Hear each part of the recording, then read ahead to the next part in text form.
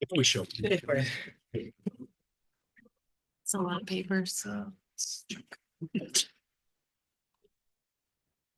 It's 5 o'clock. We'll call the special meeting to order. Approved minutes from 2/13/25. Make a motion, we approve the minutes from 2/13/25. Second that motion. All those in favor? Aye. Public comment? Anybody on there from? Nobody? Okay. I am going to turn it over to you guys, friars, and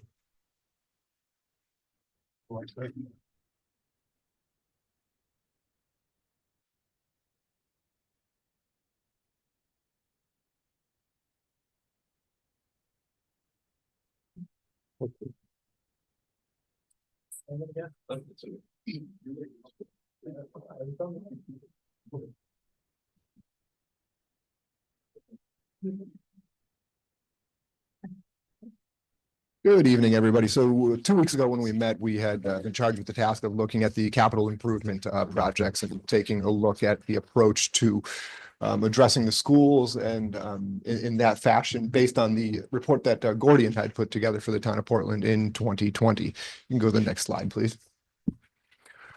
So just a quick history on the Gordian report. It was produced in 2020 for the town of Portland.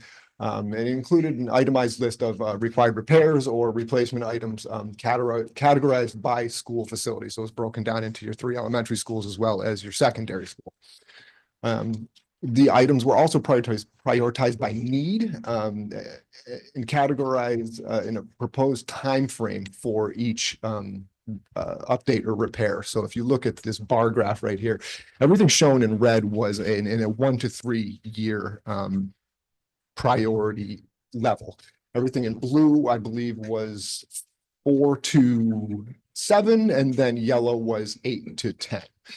So this report projected out from 2020 all the way up through 2030.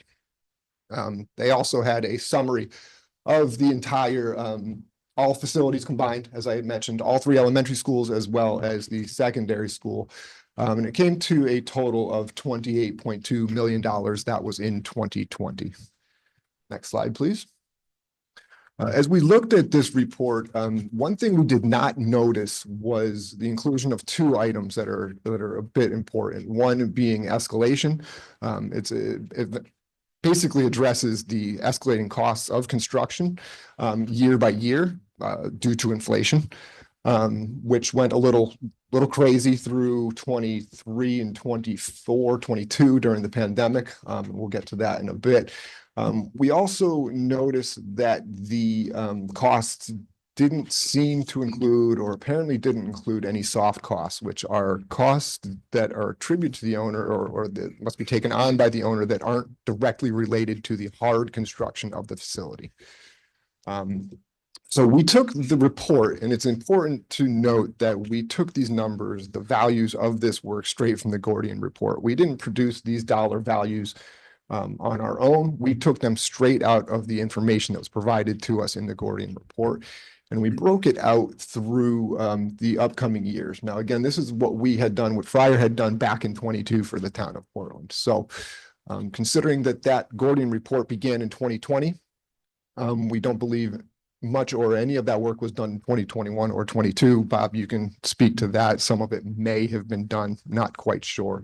But I think for a large part of it, it was not completed. So we took those numbers and condensed them into the year 2023. When we did this in 2022, just to give you an idea of what it would look like to do that work in 2023.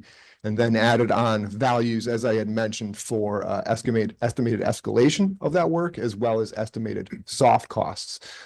So this was just this one sheet we're showing here as an example of what we had done for Brownstone Elementary. Now, we had done this for each of the facilities, including the middle school and high school, or what we are referring to as the secondary school here in this presentation.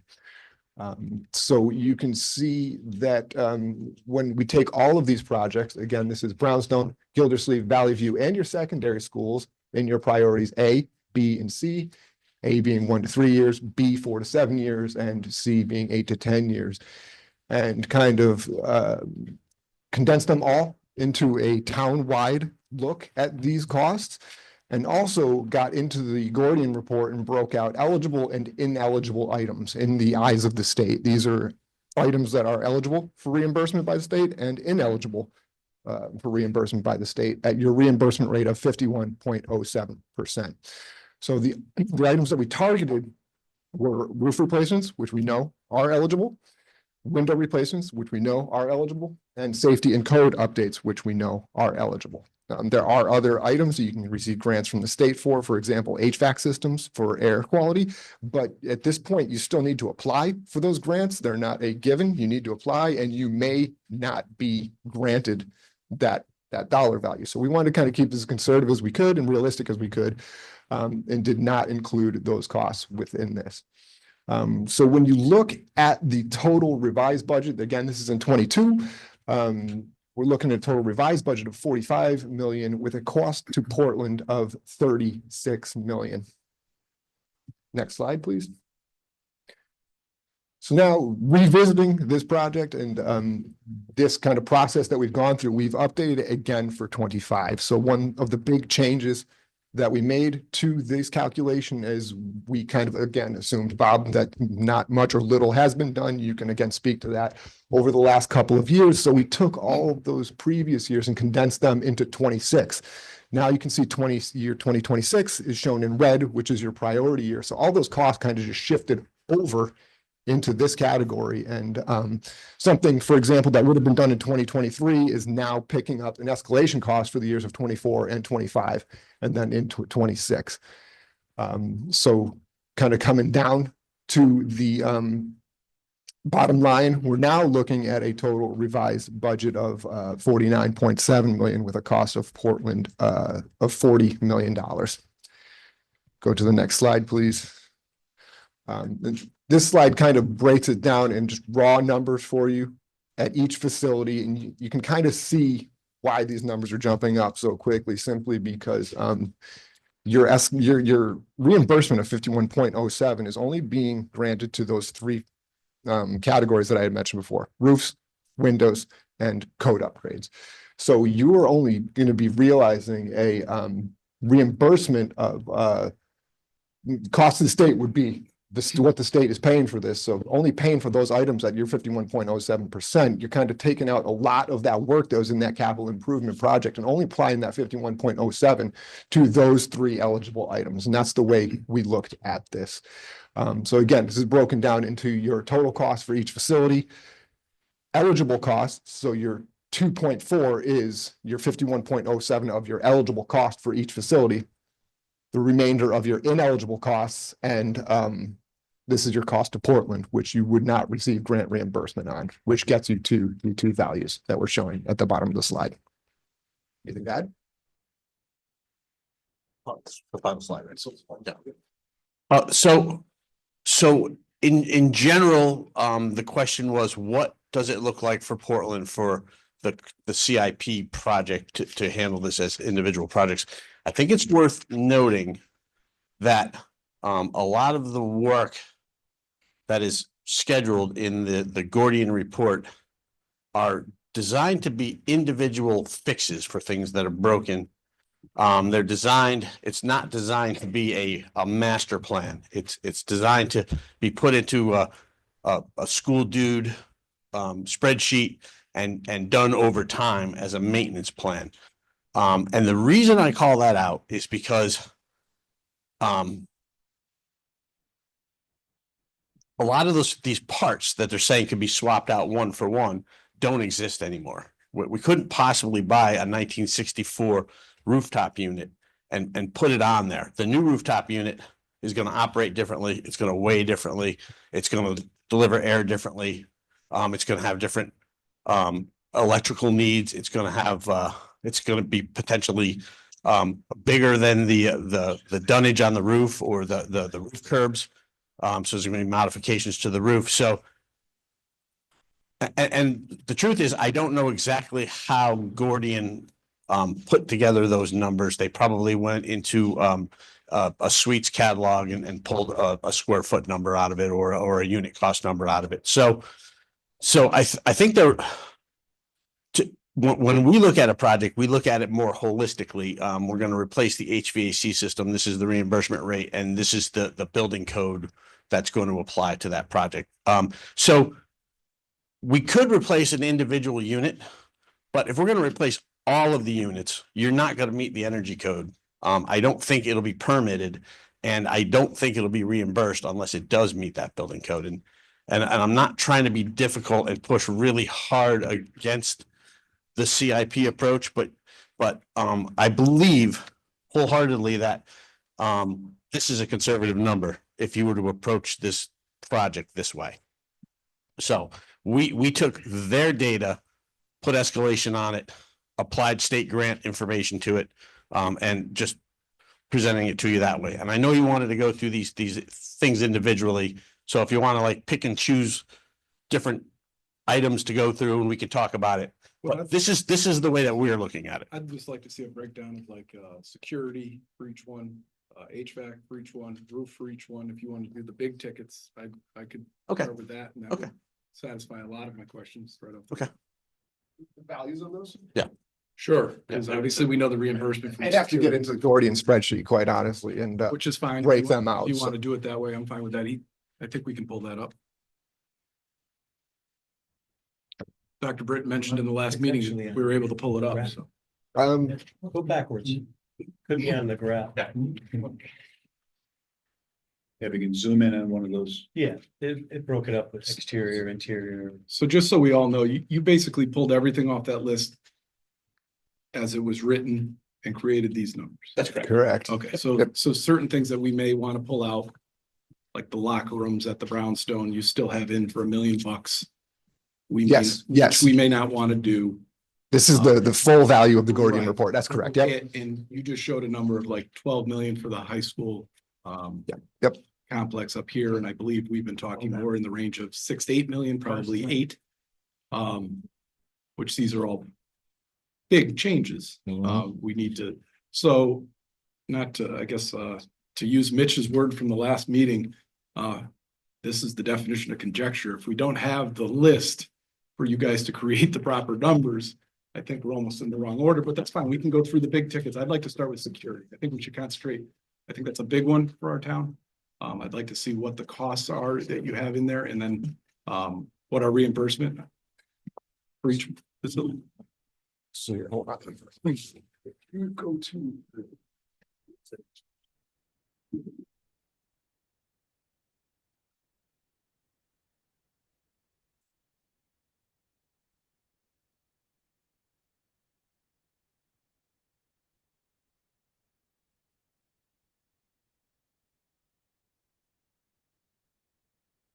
So on this spreadsheet that we're looking at here, so right now we're showing.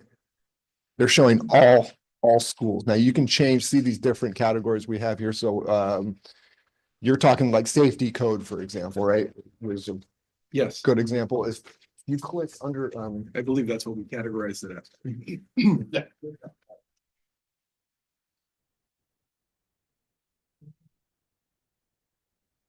You only, view only. oh, it's view only. Okay. Any way to change that by any chance?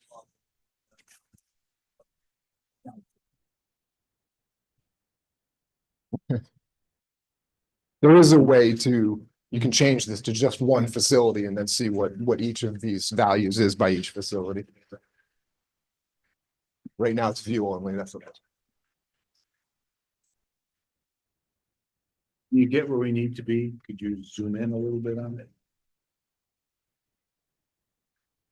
I did get a bigger list down, so.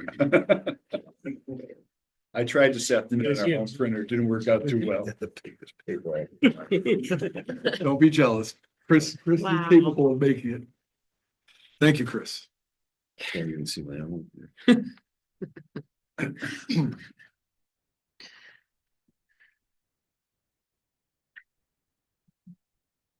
While they're doing that, I guess another question you might be able to answer. So that, are there certain electrical upgrades that would qualify? Are there a few other things? I know you just blanket made the statement that only HVAC, roofs and security were the only things that applied, but aren't there a few other things that potentially?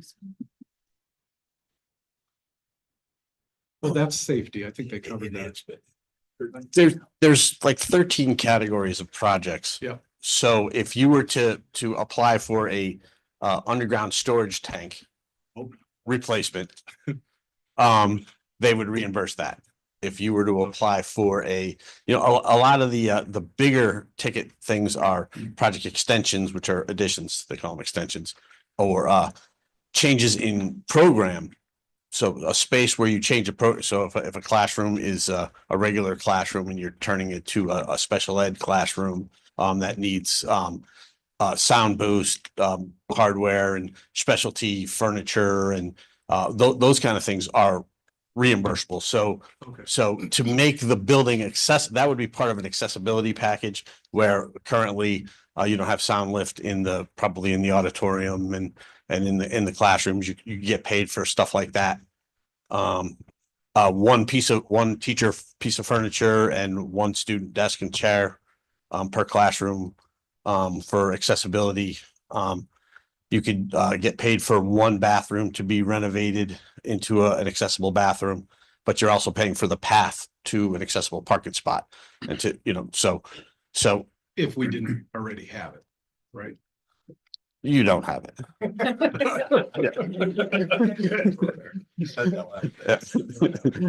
Well, so the ADA, regardless, if we have issues there, those are gonna get resolved, regardless of whatever this committee decides. We have no choice. That's the law. Yeah, I mean, I think yes, that's a safe that statement. is. That is a state statement. If our Board of Education, if we have issues there, they're going to address Correct. it, period. Full stop. That's a project type, usually, If there is code issue, and I don't know how many, when I was on the Board of Education, I thought we addressed them also. I'm not sure. there's two different, That was a while ago. yeah, there's two different ways to look at that. One is through the building code and one is through ADA, which is federal accessibility law. So when you look at it in the building code, the general idea is that when you do a project, the project itself has to be accessible.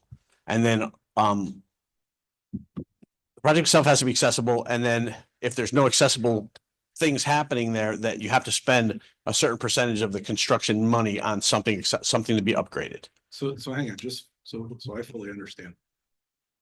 We may not be in violation, you're saying, unless we start pulling. Building code and ADA are two different things. Right, so are we or are we not? In accordance with Doesn't ADA, ADA trump building compliance, period, full stop, federal trumps local, like ADA is a federal requirement. Doesn't that trump any?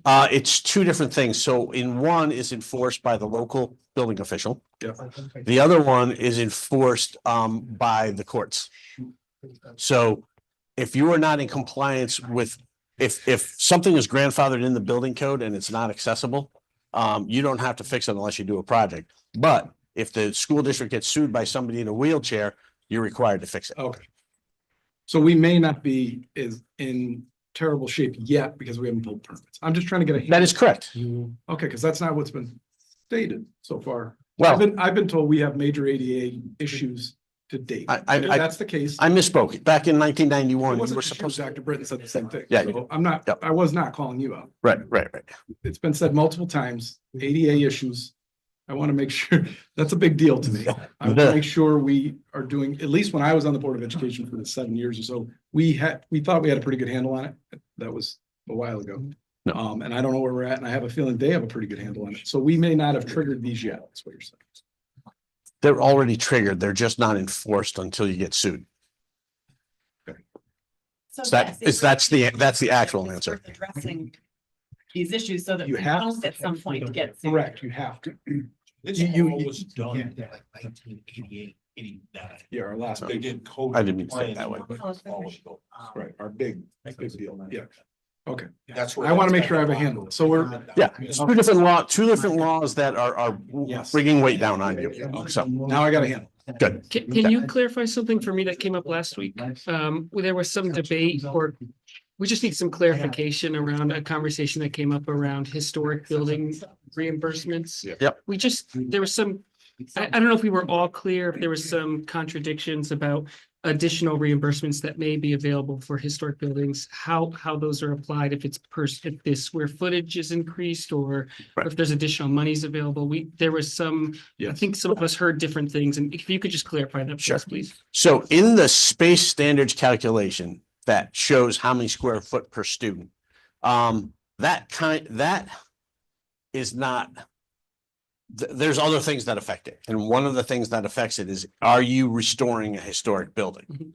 And when you're restoring a historic building, they give you more square foot per student. Specifically because old schools and Brownstone is absolutely perfect example of that, those big wide corridors that you have. When we design schools now, you're getting 8-foot corridors, you're not getting 14-foot corridors. Because the 8-foot is what's being calculated in the space standard. They're like double loaded corridor, is X amount of square foot per student and then a corridor.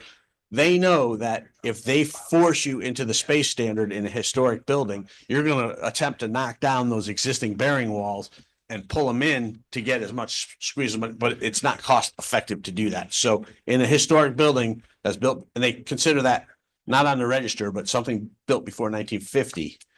If you're gonna get like 20% extra square footage, additional square footage.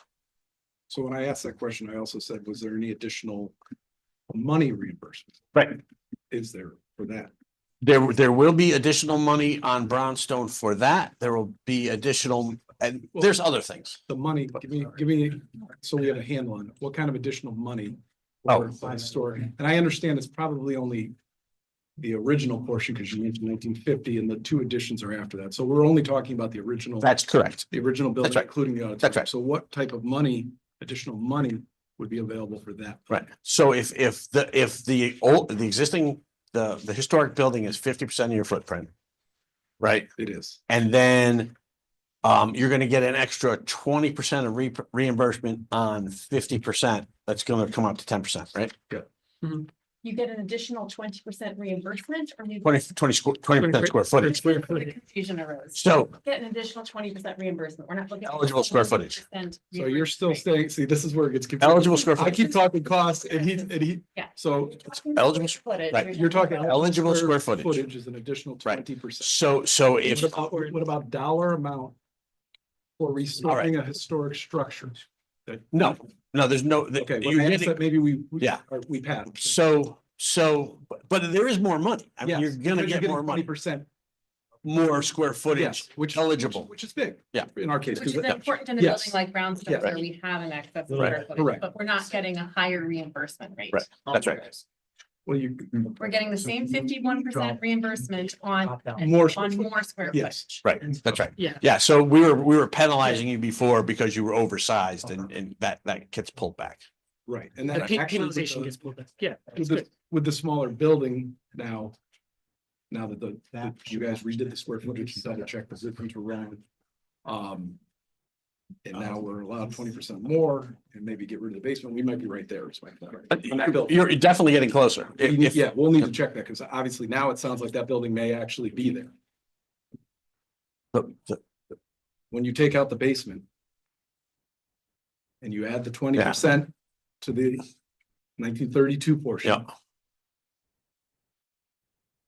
You're closer to the 40,000 square feet, I believe you said. Yeah, think you're I'm gonna come out highly like skeptical, 45. I'm highly skeptical they're gonna let us erase the basement out of that square footage of that building. Well, at the very We'll least, do what we at the can. very least, you turn it over to the town. You already said that was viable. Yeah, but I also said you're gonna have to subdivide it as a mixed use and we're gonna have to make sure that the wall is rated for 1 hour and We got. we're that. gonna have to, See the walls, the ceiling's concrete too. Yeah. We got that. That's the one thing we got going Yeah, for us. I mean, that's a much deeper dive, we went to the state and said, hey, if we cut this part of the building off this way, we weren't looking at horizontal. If a basement's gutted that literally has a brownstone foundation, how could it be considered square footage? You got program in there now, don't you? When it's not underwater. I guess all I'm saying to you is this is not a home run. It's gonna take a lot of work for us to convince the state to let us do that. I guess is the best way for me to put it. So the state would be able to weigh in if we eliminate, It's their decision to do this. no. It's, we have classrooms subgrade that flood, and if we choose to put it back to a basement that at one point, I believe there were oxen in part of that building. You're telling me we couldn't do that as a town and we'd have to convince somebody at the state? But what I'm saying is they may not pay for you Oh, to separate the building. That's different. I'm okay with tearing the walls out. Yeah, we can. They can't tell you to do anything. Correct, that's what. They can tell I wanted to you, be only thing they crystal can tell clear. If we you wanna eliminate is how that much they're square- gonna give you. Correct. If we wanted to eliminate that square footage as a town, no problem, correct? If we wanted to go down there and take out the wall, we can do that, My correct? understanding is that what you're saying is that we would still need to make the case to the state that that is not square footage that counts as part of our school. Even if it's a basement That's right. that's blocked off, even if it's, bare floor and there's nothing in there, we would still need to make the case to the state and they would have to get on board with it. That it is not a part of, it should not be counted towards our total square footage of the school. And I was wouldn't go to the was referendum. that at the last time a very highly Yes, discussed issue with the state to Yeah. get to And to that? be Yeah. crystal clear, the state wants us to reduce our square footage, correct? Yeah, they want you to As a, consolidate. as a community, I'm not referring to Yeah. just, so the state of Connecticut, hang on, I just want to be clear. State of Connecticut wants us to make our facilities closer. You to make this argument compliant- with the state, not with Yeah, me. no, because you mentioned this to me, so we're Yeah. gonna discuss. it. Yeah. The state of Connecticut would like us to get our square footage closer to what they would like, correct? We're way over. I'm not arguing with that. Okay, so I just want to be clear. So then if we have basements that flood, which we do, and we want to eliminate classrooms, I don't believe there's going to be any issue. So I just wanted to be clear that. Okay. Okay, we're good. There's not, there's Here's the a thing. transition park and rec, early, early lunch and gym, and you'll be able to move maybe one wall, the rest of them hold the building. I don't want to get rid of any walls. No, what you're saying, I we want can to knock get rid down of, the I walls. want to and get just have rid an of the finished product. open basement. product. We can have an open basement. That's the what it walls was, would be- right? We finished it at one point. Well, It was I'm an just open saying, you're not walking in the walls because the Yeah. floors are gonna fall. The process, No, I agree with that. if this is more of a process question than it is, can we do it and can we get reimbursed? The process is, if that is the direction you want to go, we need to call the state, we meaning you guys, but I'll be there with you. Yeah. Call the state and say, this is what we're thinking. And they're gonna come down, they're gonna take a look, and then they're gonna give you your blessing or not. Okay. That's, I'm not, that is- if that's the case, we got this. Okay, we'll move on. Can you, how long does that take, like, to get that? When you make a request like that, that's When that's ready, okay? a formal request, like, is that just a phone call, like, hey, we're thinking this, or is there paperwork, or? it could take us a month to get that, to get it done. I mean, you gotta schedule something from the state to come down here, make a decision, then they're gonna discuss amongst themselves, what they wanna do. We could probably do it in a couple of Zoom meetings. We're gonna have to do a couple of drawings to show them exactly what we're gonna do. We've already talked to them about cutting this building up, and they were on board with cutting up the building. One person in the state said, if you do that, I'm gonna apply this rule, this rule, this rule, this rule, right? And we never priced out what that was going to be. So now we're gonna propose a different scenario. We gotta price out what that scenario is gonna be. Can it be done? Absolutely 100%. Would I go to referendum with that prior to getting permission from the state? Absolutely not. We gotta get them on board. Right, and Yeah. same with Gildersleeve. You've got to tear down a large portion of Gildersleeve under the plan we have in front of us. That's different because we're gonna tear it down. This is existing space that you're gonna subdivide in an existing building. You keep saying we're gonna subdivide it. I'm saying eliminate the space altogether. We didn't have it prior to finishing. No. So the space is not eliminated. If you We can demo it, eliminate it. no, if you demo it, it's eliminated. It can't be used. It doesn't exist. What we're saying is we're not gonna use it. They don't believe that. That's the issue with the state. The state will say if the Wall it off. space is there, you'll use it. Yeah. Because that was part of the original conversation. The thing is, if we do that, then you're really looking at moving all of your boilers and your existing piping, including some drainage pipe, because you'll have to get to it, to another site, another building, build a new building to put your boilers in, because that's the only way you would not occupy part of that basement. And the only way That's a this, big section. of yeah, that and the basement. only way this comes into, this conversation becomes relevant is if we're going to renovate Brownstone to new, correct? Correct. If we're just renovating it, this is a mute conversation. If you're just doing selective alterations, then, Yeah. no, Okay, it still comes into play. because the square Percentages. footage piece, which Percentage. part? Which part? Because we're still getting the roof reimbursement, we're still getting the security reimbursement, we're still getting the HVAC. What part comes into play? I'm curious. your reimbursement rate is based on the size of the building and square footage allowable per student. Okay.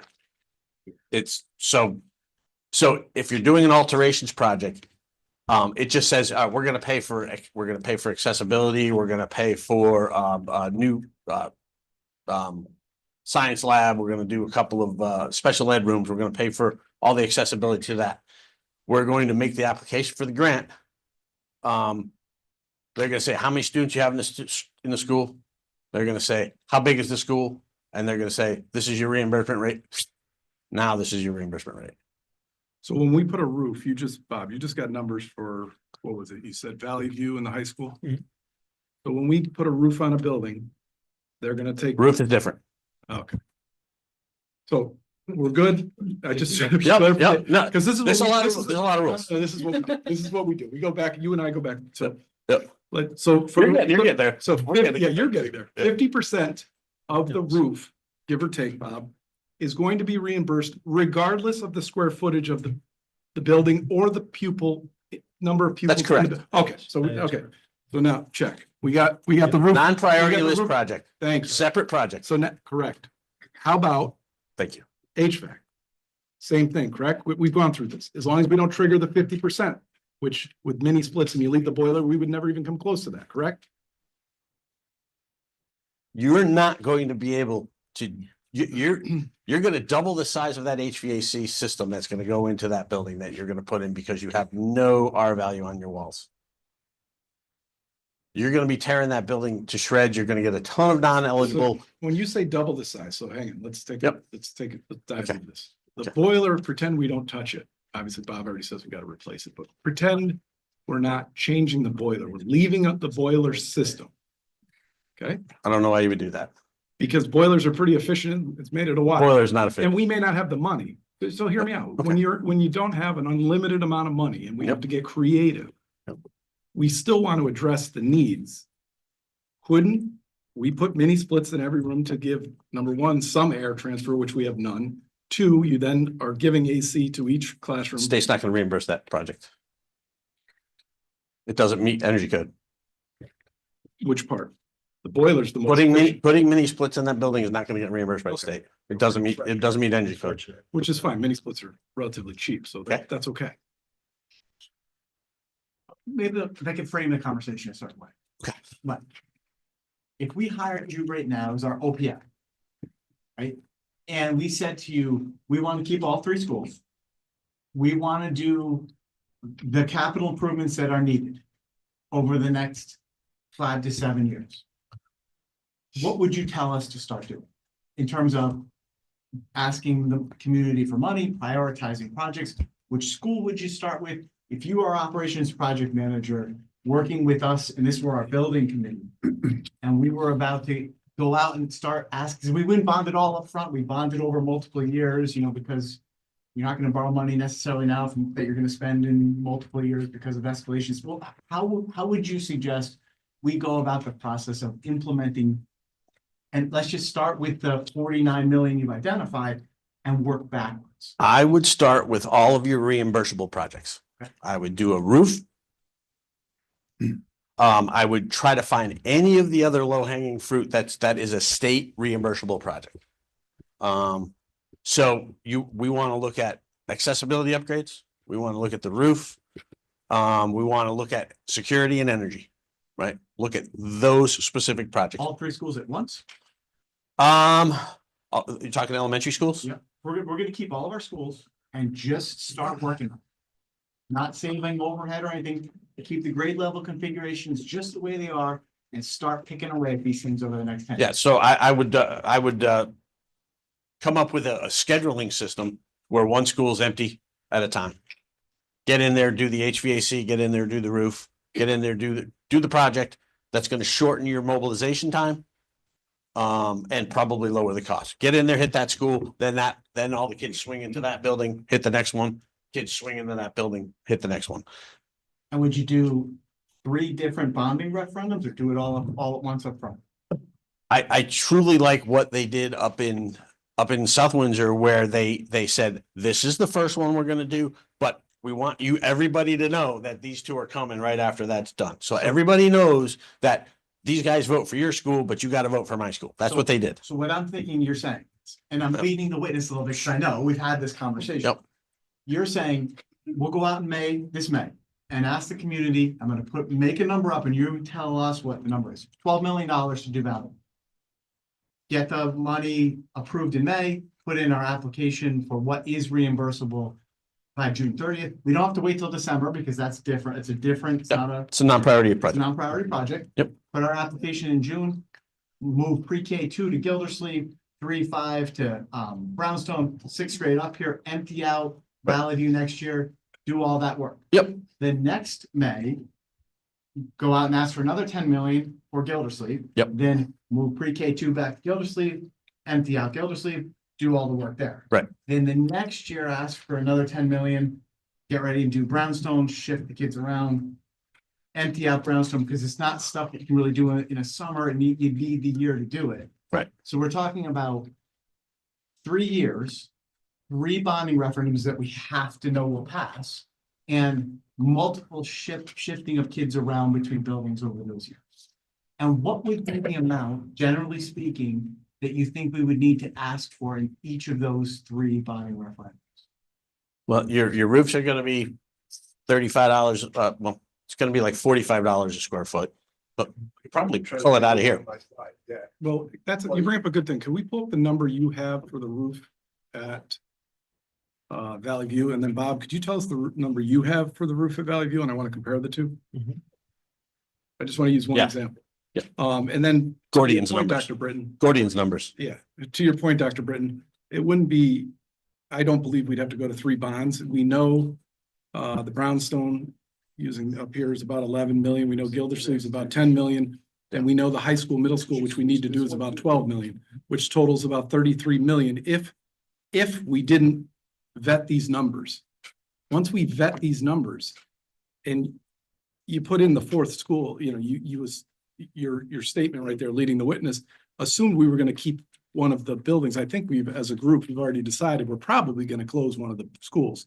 So it would be fix 2 of our buildings and then fix up here, which we cannot forget about. So there will be 3 projects going on, and I believe these guys are probably capable of running all 3. If you're not going to close up here just because we need, you know, according to Bob's numbers in the vicinity of 8 million, and according to your numbers, 12 million, we still have big differences in numbers, but we got to go through this list to find out why our numbers are so far different. But at the end of the Because day, their numbers are wrong.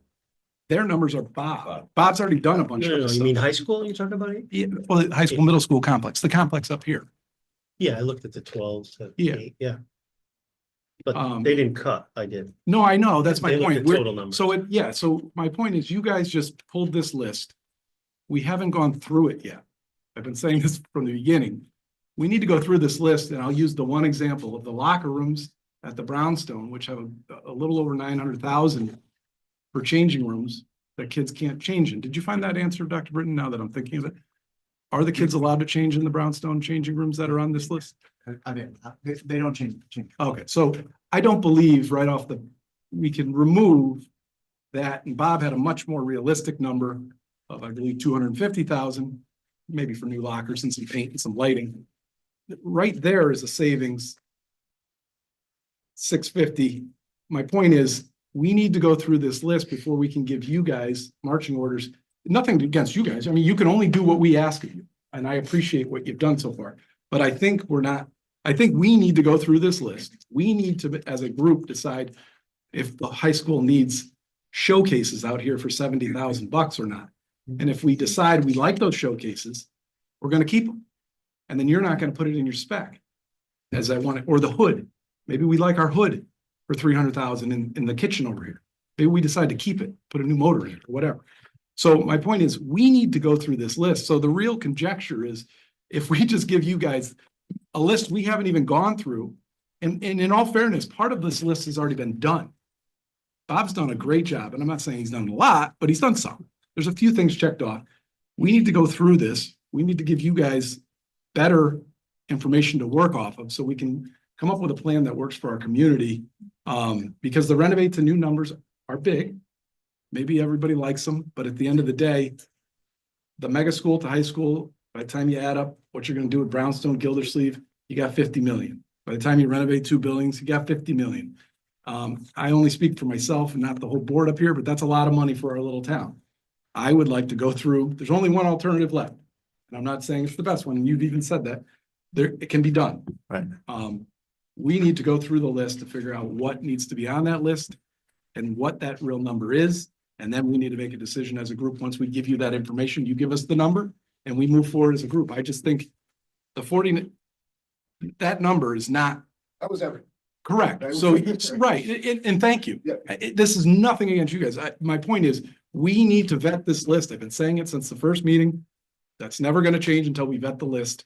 And then we have to make hard decisions once we do that. You do it? What's that? Have you looked at it yet? 100%. We've been talking about it. So you have a list that you can go over with us? Yeah, every single, Crossed off everything that's, yeah, I just mentioned some of them. Whenever you guys are So I ready, think I want to go that's line by what line we to need see, to and do. you're the key, and maybe Carl for some of the stuff that you've been Yeah. gone a little while. But Bob, you're key to this. You're gonna know, so we can go over those lists. It's painful. But I know, but we need to we do can it. We wouldn't be doing our job as a group if we don't understand what we're even talking about. But there's also other items that we need to make sure that, and we can help with that. I mean, some of these numbers don't even include some of the outdoor, other than Gildersleeve, Gildersleeve. draining the Some water. of the things that we need to address down at Brownstone have Yes. to be added to that. So 100%. that's how those numbers get, stuff we take away gets quickly added by. Right. And keep in mind, when this list was created, the marching orders were find every deficiency. And quite frankly, some of them, I believe, are wants, not needs. And the only way we're going to come to that conclusion as a group is go through it. Not a big, I know it's gonna take us a meeting or two, but it has to be done, in my opinion. We can't just guess what our facility, and the reason I'll say it, keep in mind, we're operating these buildings. And they're rated C+ and up. The town has them as Bs. But little things make a big difference. Like Dr. Britton, I have to ask this question because in the last meeting you said air quality, lots of kids getting sick because of stuff. Are our schools' air quality any different or at a worse percentage than any other school in the state of Connecticut? These are the things I want to know and I need to know. What tests have we had done that show we're terrible or your words, stuff? I'm not even sure what that means, but lots of kids getting sick. Are our kids getting sick at a higher ratio than other towns? That's the first question I need answered because these are important things when we're making decisions about what we need to do with our facilities. I think that's a very relevant question. I don't have that data. I don't know. It's not, I can tell you anecdotally, and you have a couple of teachers around the table right here that can tell you about the air quality in the buildings. It's hot, it's uncomfortable, it's musty, it's not great. Right, and we do run older buildings. My point is, do we have something going on here that I don't know about or I'm not aware of? When I was on the Board of Education, I was very clear on I wanted safe. I didn't want asbestos. I didn't want the caulk in the windows. I didn't want children exposed to anything. And I was pretty proud of where we got, and granted, that was a while ago. I want to know now, because that's a big statement, air quality, lots of kids getting sick. So that statement to me means we have kids getting sick at a higher ratio than the rest of the state. And if that's the case, I can assure you the $3 million that I'm going to advocate for is going to go solely to fixing that in the next 3 years. These are the things I need to know, because that's what that statement says to me. Lots of kids getting sick because of stuff. And if you tell me, well, kids get sick, Ben, that's what I meant by, I'm fine with that. But so then we won't Ben, where do you prioritize. find this data? This kind of data doesn't exist. Thank you. But that's the Thank point, is that when 5 years ago, and we were going through COVID, our ventilation to make sure that kids weren't getting sick was opening windows. That was what we had. We had fans and yeah, they open like this at Gildersleeve. I'm not even sure about Valley View. But we don't have a ventilation system, like none. Right, and the newer, That's a you problem. bring up a good point. The newer buildings are so tight, they don't have a choice. By default, we're lucky that we have a 1932 building that the windows leak. You're getting change of air right up. When you go to these new buildings, and Briar will tell you this, they're tight. There needs to be air exchange, everything, right down, because of that situation we've created. So I was curious whether there was a test that showed something detrimental to our children, and if so, I wanted to deal with it immediately. That was all I'm bringing up. The Indoor Air Quality Act that Yes. came out a few years back. Yep. Is basically the reason that windows don't operate in buildings anymore. Because the strategy of our indoor air quality is based on I can open a window or not, is problematic. It's problematic because a ventilation system not only heats and cools air, but it filters the air. So it's taking out pollen, it's taking out any number of mold, spores, all of that stuff is being trapped. And so when air is coming into the building, it's being conditioned and it's being ventilated. So you're correct. Opening a window does meet the ventilation requirements, but it does technically meet the Indoor Air Quality Act for existing buildings. But once you start doing a project, you can't just throw air conditioning window units into a building and say, I meet the Indoor Air Quality Act because the air is now cooler. It's not. You've got car exhaust, you've got any number of pollens. So there's a lot of things that these modern systems do. And it's all in the Indoor Air Quality Act. And in fact, other things that are in that are sound quality as well. So we're separating rooms from each other so that the amount of ambient sound in a room assists students learning. There's plenty of data on that. There is plenty of data on the quality of air helping students learn. If I will work with you and I will get you that information. As far as testing the air goes, it's almost impossible to test the air in your old schools because when they do a mold pollen test, they're comparing it indoor to outdoor. If your windows are open, your outdoor is indoor. And finally, and this actually happened to me, your windows are stopped for a reason. They're stopped because you wouldn't believe how many kids fall out of windows and get hurt really, really bad. So windows are stopped at 4 inches so kids can't get in and out of windows and fall second story, third story. So I was contacted by a superintendent who said to me, he's like, well, you have to allow us to open the windows more because it's 100 degrees outside. I was like, do you think opening that window is going to make the room cooler? Because it's 100 degrees outside. So it's actually cooler inside. So I say to you, and I'm not being, I'm sounding like a proponent, but I am an architect that does schools for a living. And the indoor air quality is one of the biggest drivers of of the funding for schools and for education, and one of the biggest drivers of how much money we spend on designing schools. It's not to make a big atrium and make you guys look like the greatest town. It's the quality of the space and the quality of the environment that we're producing. And you can't do that in a 1964 Galaxy 500.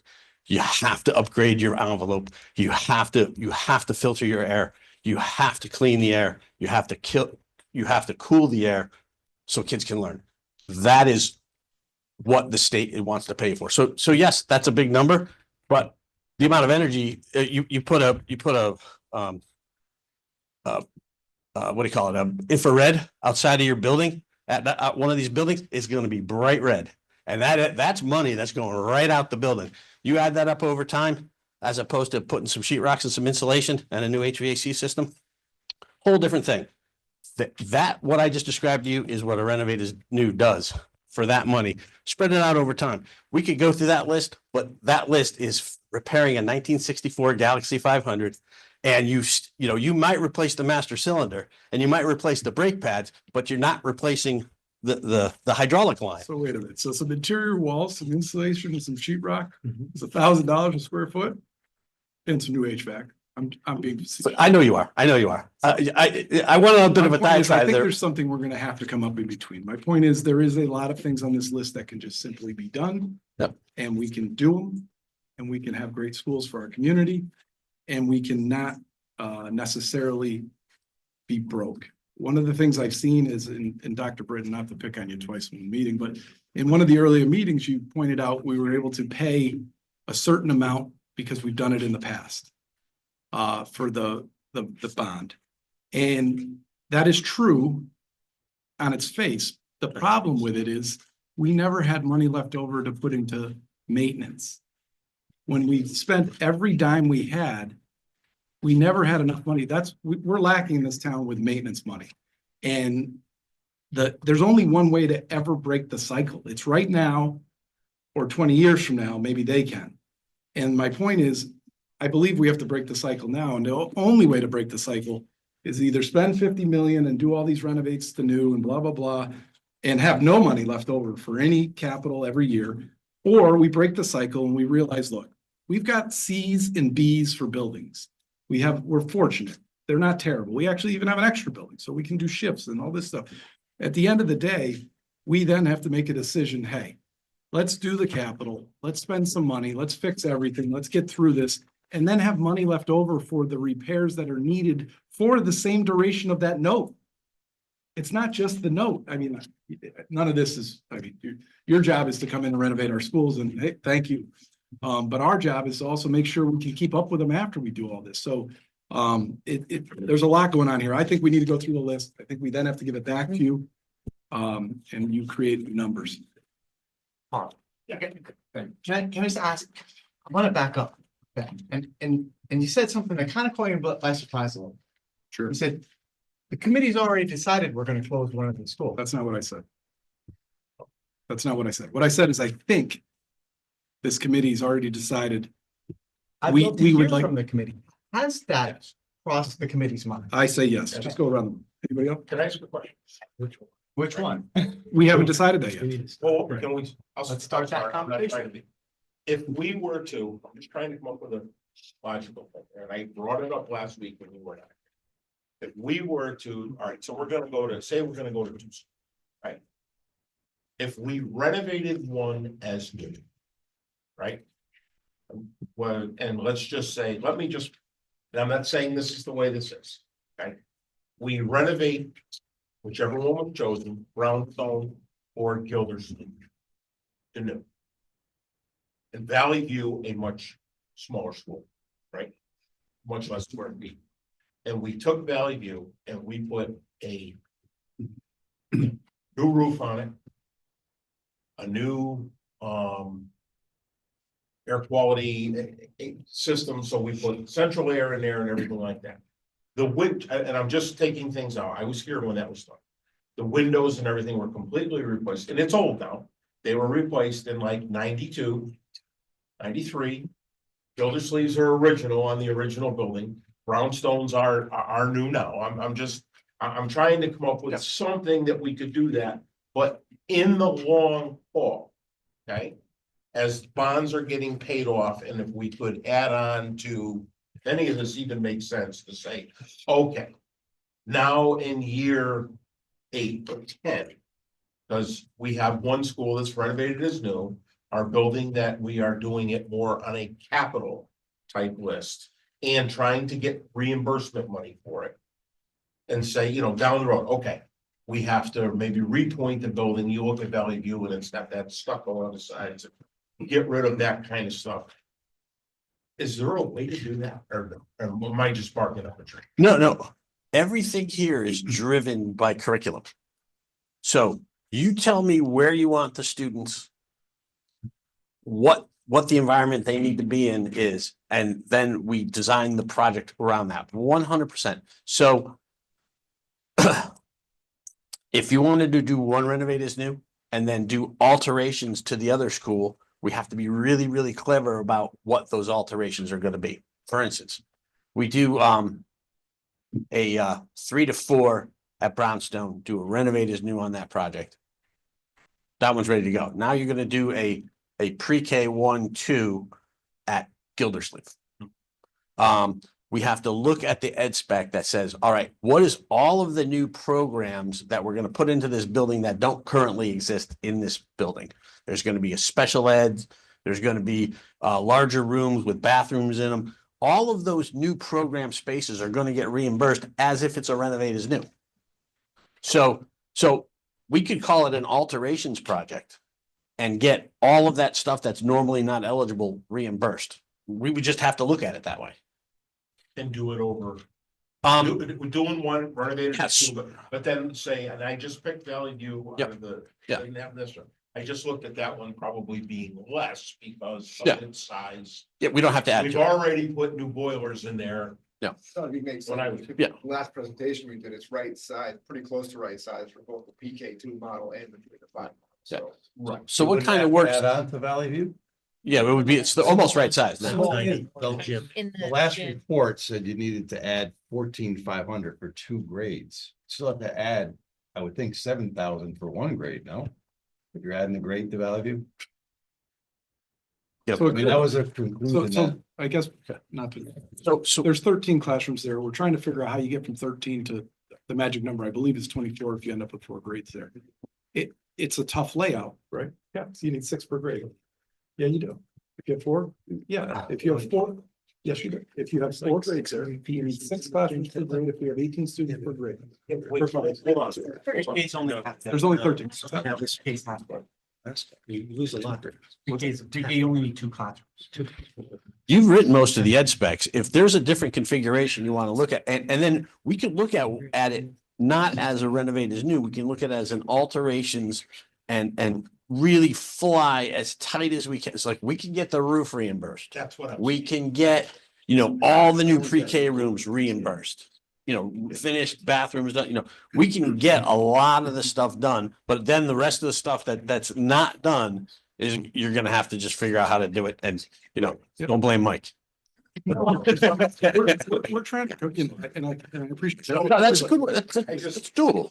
So you take this list, okay, and to renovate as new. We're gonna do what we have to do to renovate that building. Right. Okay, whether it's brownstone, Gillen Street, Valley.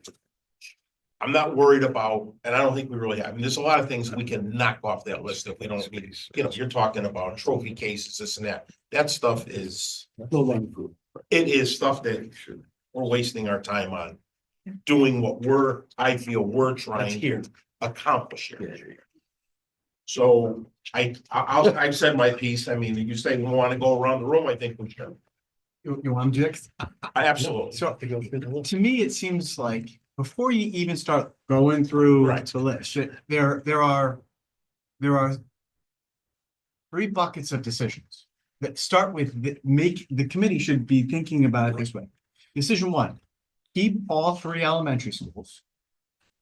Start going through the list on each one of them, understanding it's multiple years of moving kids around, emptying buildings out, new roofs on all of them, multiple referendums. Right? What we were talking about, what I asked Mike to describe, that's option 1. Option 2. Compress from 3 elementary schools to 2. Which one do you want to close? Start there. Because once you decide which one you want to close, then you gotta figure out how to start fixing up the other 2. Then you don't need to go through the list on the one you're gonna close. Go through the lists on the ones you want to keep open. Or compress to 1, which was the failed referendum in November. And I don't know if there's an appetite to revisit that on this committee. But really, do you want to keep all 3? Do you want to compress to 2? If so, which one do you want to close? Or do you want to go to 1 and close 2? That's the decision this committee, because those are the 3 paths through the woods here.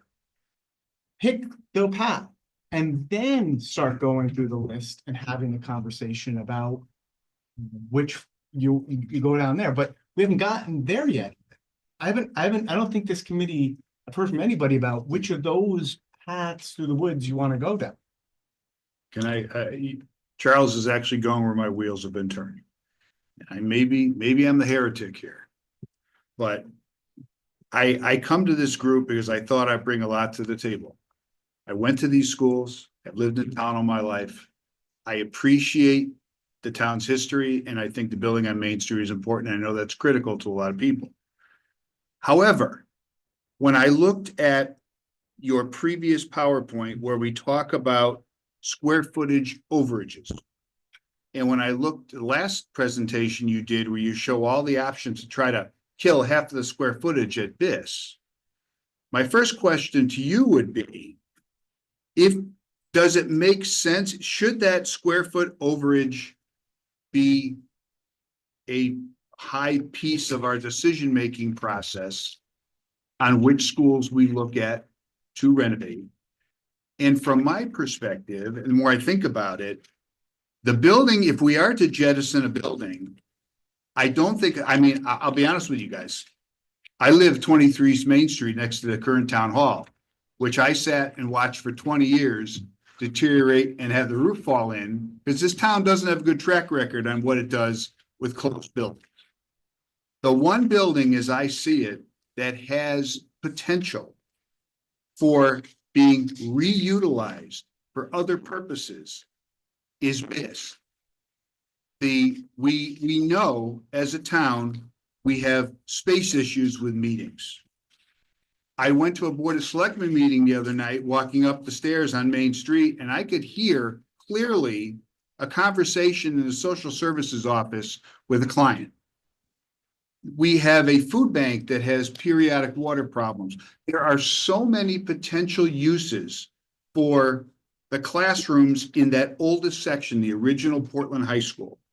My question to Dr. Britton would be, I then look at putting in fire doors that would be for emergency exit only on the first and second floor from the old high school, the historic building, down the L hallway.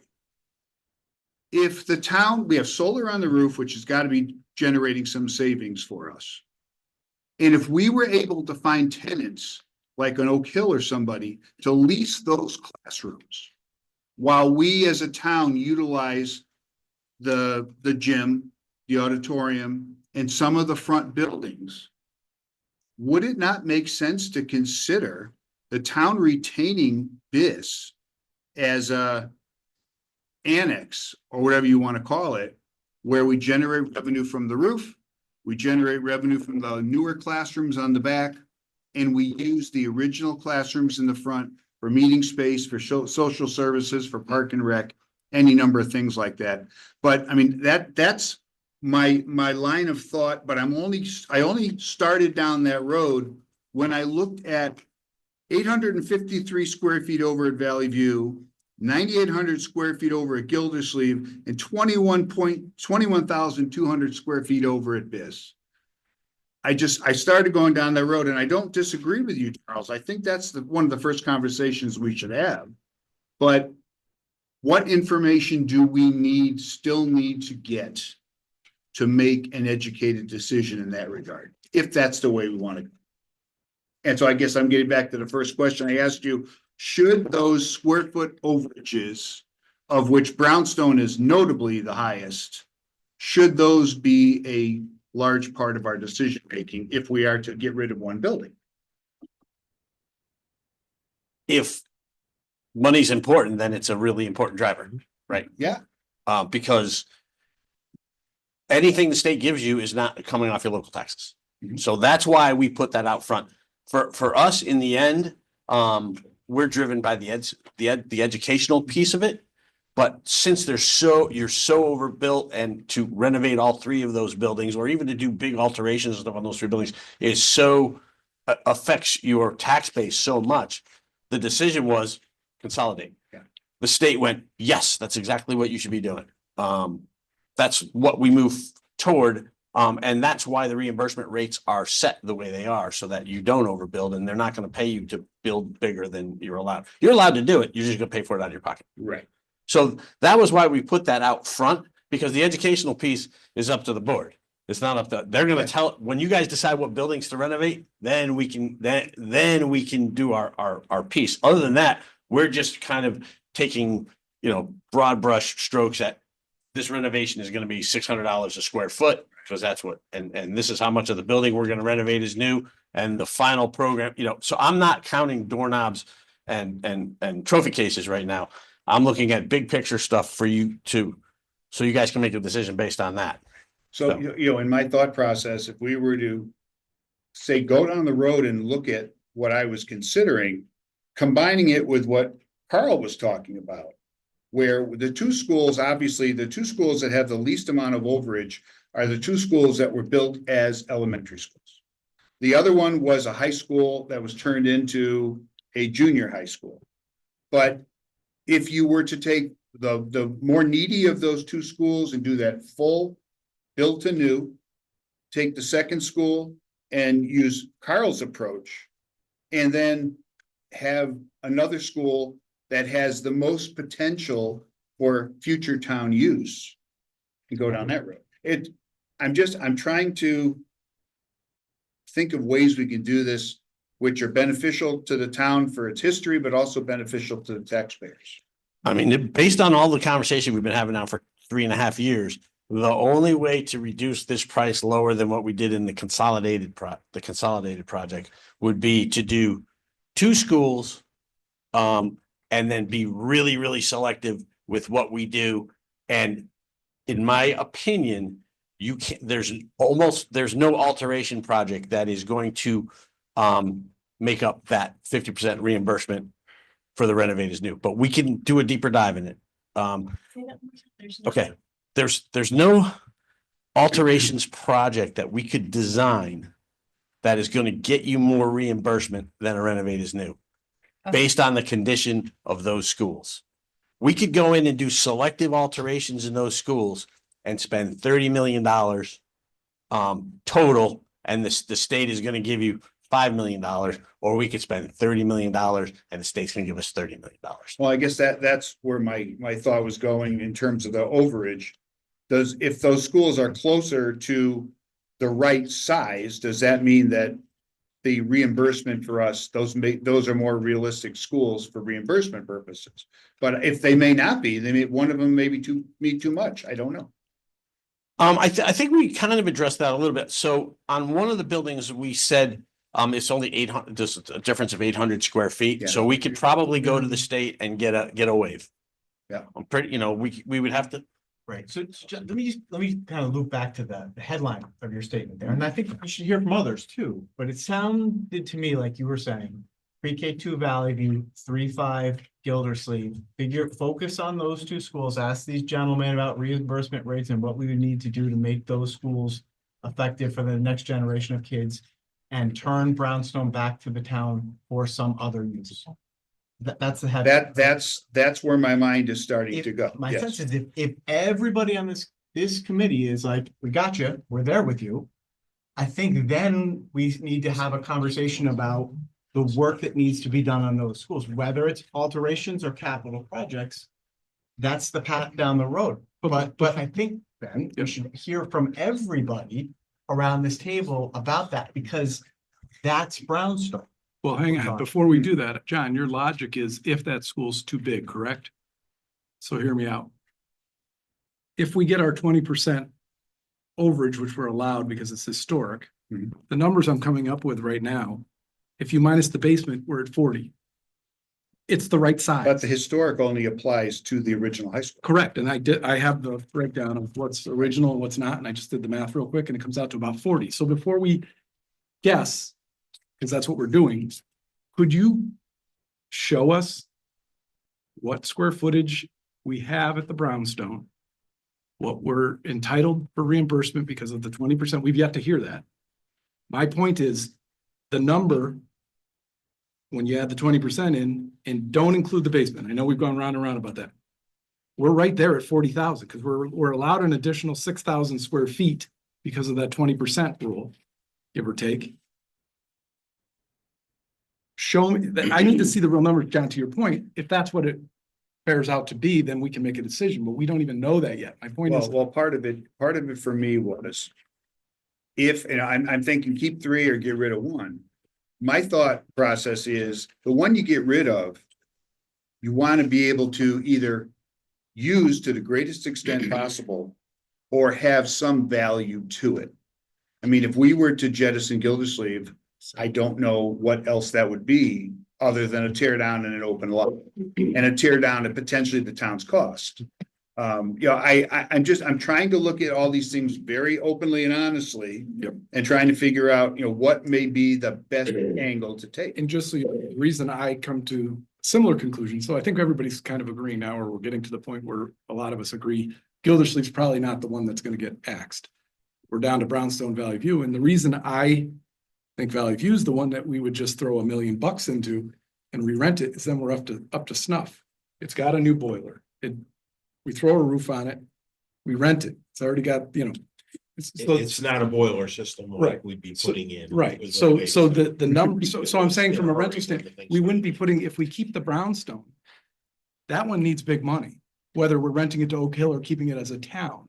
So, you know, so that one to me, Well, I'm thinking that granted, it need, heating HVAC at BIS is problematic for sure. no, biz, I think we take I biz out of think, I it. think what we need to do is go around the.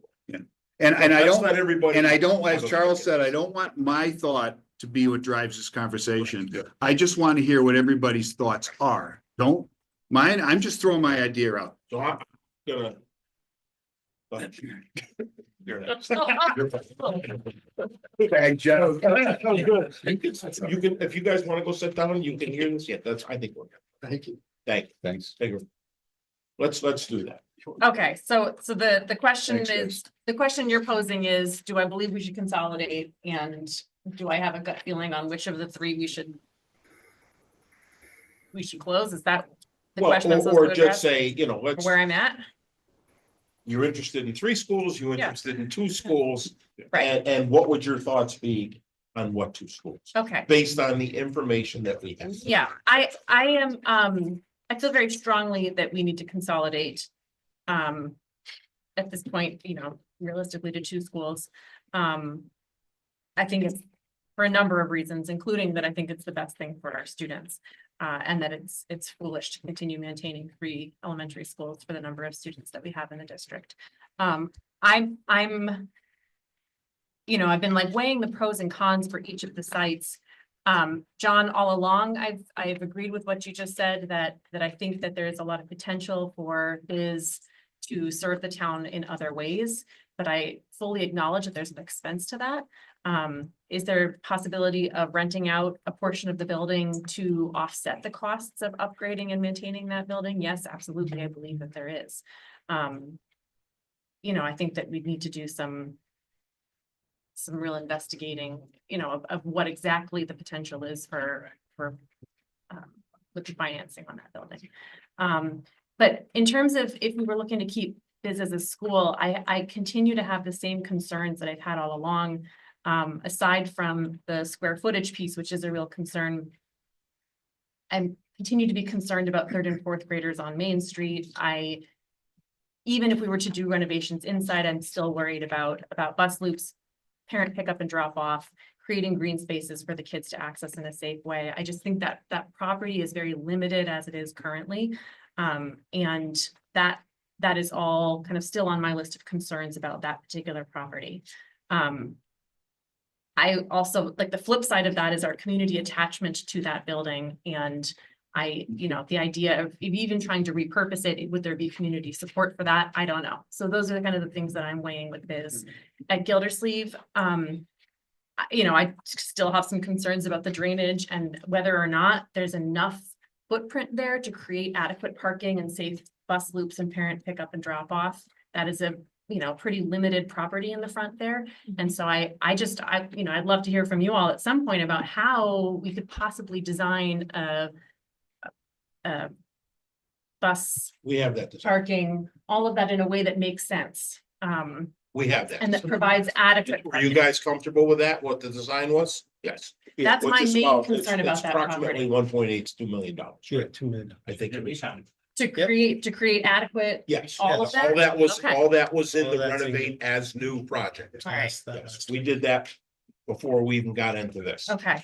My main concern at Valley View is around the expense of putting an additional, you know, putting an expansion on there, even if it's a very small one to make enough space for pre-K 2. But the flip side of that, which I really think is worth taking into account, is how much space there is at Valley View with the fields and the size of that lot, that in the future, if we find out in 5 years or 7 years or 10 years that the state is mandating, you know, universal pre-K, and we're looking to expand our pre-K programming, if we in 15 or 20 years have a population boom because older folks are moving into smaller apartments, and now we've got lots of small houses on the market and kids and families are moving in. If there were any kind of significant population change, Valley View in my mind is the lot with the most potential for future growth. And so in my mind, it makes a lot of sense to put money now into maintaining that as a school so that we can problem solve down the road should we need to. So I don't have an answer for you on which one I think we should close, but I do think that it's worth keeping Valley View as a school, And you're thinking 2 schools. 2 schools. Then that was maybe more than you were looking for, but that. Well, so no, I set the bar high. You go ahead. You can talk all you want. Well, I know you're not, okay, all right. I'm not a voting member. Okay, Bob? I put an awful lot of time in this with the previous board. I spent a lot of time with the assessment or the committee that was put in place to look at the schools and the repurposing the schools, and I listened to just hours of professionals coming in to look at the schools that we may or may not decommission and what their possible usage is, either sale, reusage, or even building on to. So there's an awful lot. I personally, and I'll put it right out front, as a facility manager of our schools, it is incredibly difficult, if not almost impossible, to manage as many schools as we have for the students that we provide for. So we need to consolidate. I thought in the very beginning that the plan that the first committee put together, that we agreed to disagree on, was a good one fiscally for the town. Unfortunately, it failed. I think some of the reason for that is maybe some of the available monies towards a bond that I thought was 10 years too long was some of the reason, but these are my personal opinions. I think that if some of that information came forward, I think the consolidation that made sense, not only when we had multiple meetings with the state related to how much money we can get, all related to consolidation, which brought the square footage into place. So if we keep the buildings that we have a square footage issue related to money only, reimbursement money. We can do anything we want with our buildings. But if we're looking to get the best bang for our buck from the state, which everybody is looking to do, especially, for our taxpayers, which includes all of us, we have to look at that. So I was a great fan of the consolidation of one. It is a consolidation that we put forward simply for the fact that if you look at the numbers to maintain buildings, although some may be larger, this is a very large facility here. This facility is more than twice the size of what we originally proposed for Valley View. Twice the size 20 years ago. It's not full. We need to fill it, and we had planned to do that. But with that said, if we consolidate, we need to at least eliminate one. Based on what I looked at from, I thought was one of the best committees that I've ever seen a report from that was put together, and the professionals they reached out to, we had a couple choices: to sell property and to repurpose property. And I agreed with some of their recommendations and suggestions that Brownstone would be the one to repurpose for the town because of the needs that we had stated for gymnasiums, space for park and rec, the ability to rent the existing classes to some of the schools that are interested in doing that, and then move other programs in there. It has an auditorium that can be renovated to a point where we can have a nice meeting space, etc. They talked a lot about that. Without making any huge improvements needed to facilitate buses and things, if we're going to use it for a school. It's a little downscale from that because there's a whole different set of codes to do that. So it pushes us into the money category. With that said, even the numbers looking at Gildersleeve and Brownstone are less. So less to renovate to new or less to improve. So it still focuses back to that. If we're going to lose a school, it looks like the town's going to benefit to repurpose Brownstone. If we were going to lose 2 schools, then it would be Gildersleeve to sell the property and or use it for something else by demoing it. But Valley View with the largest amount, and I look at it this way, the largest amount of square footage or acreage, and some of it buildable, some of it not, but the majority of it with expansion. And we looked at that in the event of adding additional classes for a population that increases, that we could do that. And we can do it in a way after the architectural work was done in which we wouldn't have to vacate the facility. That was an important thing. That's why there were some questions on why we're doing a second floor. Well, you're not going to do a second floor after you build it 20 years from now. You're going to certainly have your second floor in place, so that if you have to expand a school, you're going to do it on ground level. And you can do that in that particular situation we looked at, possibly with it being occupied. So I stand by, I think the best thing moving forward is to consolidate as much as we can, but I guess we're not there anymore. So we need to at least consolidate by removing one to be able to generate as much savings in the future to maintain these schools. I look at the future savings to maintain them. Now, let me tell you something. We're very lucky here. This is a 20-year-old school, okay? The stuff we're putting in these new schools will not last like the stuff that's in these schools, okay? And it's all failing. And you talked about a boiler. Yeah, we have one now at Brownstone. It failed yesterday. So there you go. It's that quick. There's radiators in classrooms that have been taken out as of this morning. You can't buy radiators to retrofit into the 1932 system that we have there now. So we're coming up with some engineering and everything. But here we are. Here we are. So can work be done to Brownstone to repurpose it at a rate that's cheaper than and using it for a school? I think so, yes. We can get to a certain level.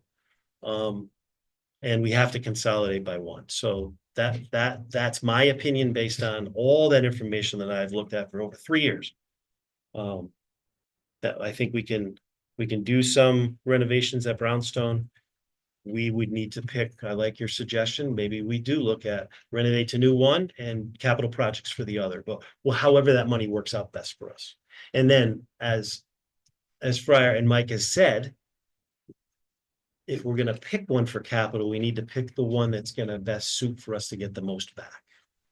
Which one needs the most work that will give us a reimbursement from the state? For renovators, no. Correct. That's, I think, how we have to select. Correct. Which one can we get the most money from capital improvements versus your renovate to new and go from there? And, you know, when you're looking at you gotta look at timing. You know, Dr. Britton mentioned 3 years, 4 years of capital projects. I'll tell you one thing. By the time the bond goes through and we get bonding and we get money and we get designs, even to do capital improvements, AC and stuff's gonna require design work. And then we move the kids and then we get contractors in to do the work. I'll guarantee you, every capital project will have a change order, multiple change orders that will cost us more because it's just, that's the way it is when you're making improvements versus, you know, making renovate to new, you're dropping stuff and it's all inclusive in there, as well as an extended period of time. I just see so much extended time, not only getting materials still, but getting contractors to come in and do the work because now they're 5 years out with work because it's all backed up and moving forward since COVID. So that's my 2 cents. Sorry. It was like $1. I don't disagree with trying to figure out which building could be used for something more. I just worry that if we don't put forth the effort and decide what needs to be done, my worry is if we say, okay, Brownstone is now going to be a town building, it can be used for Parks and Rec, it can be used for town meetings, that it won't be able to be used for those things because it's going to need the work done. And then that won't go through. And then, like you said, buildings will sit there forever. And Portland does have an attachment to Brownstone. Portland very much, it's, you know, there are some children who can get to Gildersleeve and walk and bike, but Brownstone has the biggest group of children that can do that. That's partly because of age, that's partly because of location. It adds a lot of things, but there are minimal children who can walk to Valley View. And I think that's something that a lot of people hold on to at Brownstone. Do I realize that the upper level, the 5th grade where they are, is sweltering hot in June? Absolutely. But Gildersleeve is hot in June too. And Don't forget August and September. I have been there. All of them are hot. All of them are hot, no matter what time you're what time you're there. So I don't know when before this all happened, originally in my mind, it was easy for me to say Gildersleeve was the one that was easiest to close at the time. I see now this, rerouting and like you said, parking at Gildersleeve is the hardest. Well, maybe not. Biz is hard to park at too. There's not one that's pulling me towards the other. The only one that seems to make sense that can repurpose in a way, but it just would have to be done so tactfully that it wouldn't fall through. That, okay, if we have brownstone for this, and this, the town's going to pay for it, and then this is what will happen. I just also worry when we have to play magical cups with all of these children. We can't make renovations while we're moving them. So if you're moving all of the children who are at Valley View to Gildersleeve, there's a whole portion of them that there's nothing accessible for them at Gildersleeve now. The preschool will not have a place to play outside safely. They will not have bathrooms. There are not kindergarten bathrooms. How do we handle that part of moving those children? How do we figure that part out? Because I've worked in the preschool, and that is a big part of what we do. There are still children who need help in the bathrooms with staff members. How do we configure that? Do we configure Gildersleeve to build those things in first and then move all of those kids? That's just where my brain is thinking as we try to literally do magical cups and move all of these children around, if that's what we're trying to do. There's not really one school that's pulling me to say, close me. I do think if we're going to repurpose one of them, brownstone would be the most suitable that the town could use for other things. I don't think if we said, let's keep brownstone and keep Valley View as our schools, I don't feel like Gildersleeve screams, let's have meetings at Gildersleeve, because there's nowhere to do that. There's nowhere, but I do know the attachment to brownstone, and I do know there's pros and cons to all of the schools where they're located, the parking, the cooling, the heating, the water. That would be one of my bigger questions at Gildersleeve, like how do we make that huge field playable space for those kids? I see here that we can, move and make some more parking and things like that. But even, dropping off this week and last week, the whole bottom where you sit at the light is ice, and it's terrible. It's awful there right now. And there's nowhere to park when you go to pick up, and it's not working the way it is there now. It's just not working. But So again, if we renovate that building, there is a Gildersleeve. whole new parking lot that was designed Mhm. years back. Right. Totally Right. designed back. Playscapes get moved, Mhm. drainage, because I don't know if they included it or not, I was the outside guy in those days. Mhm. It said the drainage has to be picked up from the backside of that building. Right. It's a swamp and it goes Right. all the way down. Yes. I mean, Yep. whether you turned around and did that, which would probably be additional expense. I don't know if it was included in that, because I never really saw the final of that, but whether a retention pond, don't let me scare you by saying that went down way in the back of the property, Mhm. because you don't want to overload that brook Right. that goes down between Victoria Road, Rogers Road, Right. Summer Street and everything like that. You gotta be careful with that. So if that was put in, and then that would be all safety fenced in and everything, kids wouldn't have access to that. That's one way you're gonna clean that up. I don't know if that got that far in there or not. I haven't seen the final product. Yeah, the drainages around the building were included, Carl, as well as the sidewalks in from Christian and around the Okay, building but it doesn't go all the way down to the, to the back, go Backside. to the east. no, because that wasn't Towards really Prospect. considered use. Okay, all right. There's just parking But we can improvements clean and a drainage lot of water improvements. issues up. Yep. With that project, and that was before we even got into this, that project was on the capital expense to get done. Yeah, so it was produced for 6 bus, 105 parking areas, and which included 5 ADA to get up Yeah. to the minimums. And then 20 temporary spaces as well. So it brings it up to the capacity that would need, plus the percentage that you would add for that school. And a student drop-off area would not be where it is now. That is correct. It's It separate. is gonna the be up in parking the lot. area, if I'm not mistaken, by where the playscape is Yeah, now. There's a loop there for drop. Correct. Buses only in the circle, Buses only in the circle. an improved circle. Here where you come in. Mhm. Go around that out. I see, I see. So So- you're, So yeah, I struggle with picking one because I just know, I know how Portland feels about Brownstone. Okay. And I know that had part of what happened with the consolidating to one, because it wasn't clear what would happen with the others. If it can be made clearer and we can provide a plan, but I also feel like that would need Board of Selectmen to say, yes, we'll take on this school and this is what's going to have to be done. And we will put it through, and this is how much money we need so that it will stay open and usable. That is what people are going to want to hear and need to know. you are being that the other one failed or whatever you are a 2-school. You're not interested in keeping 3.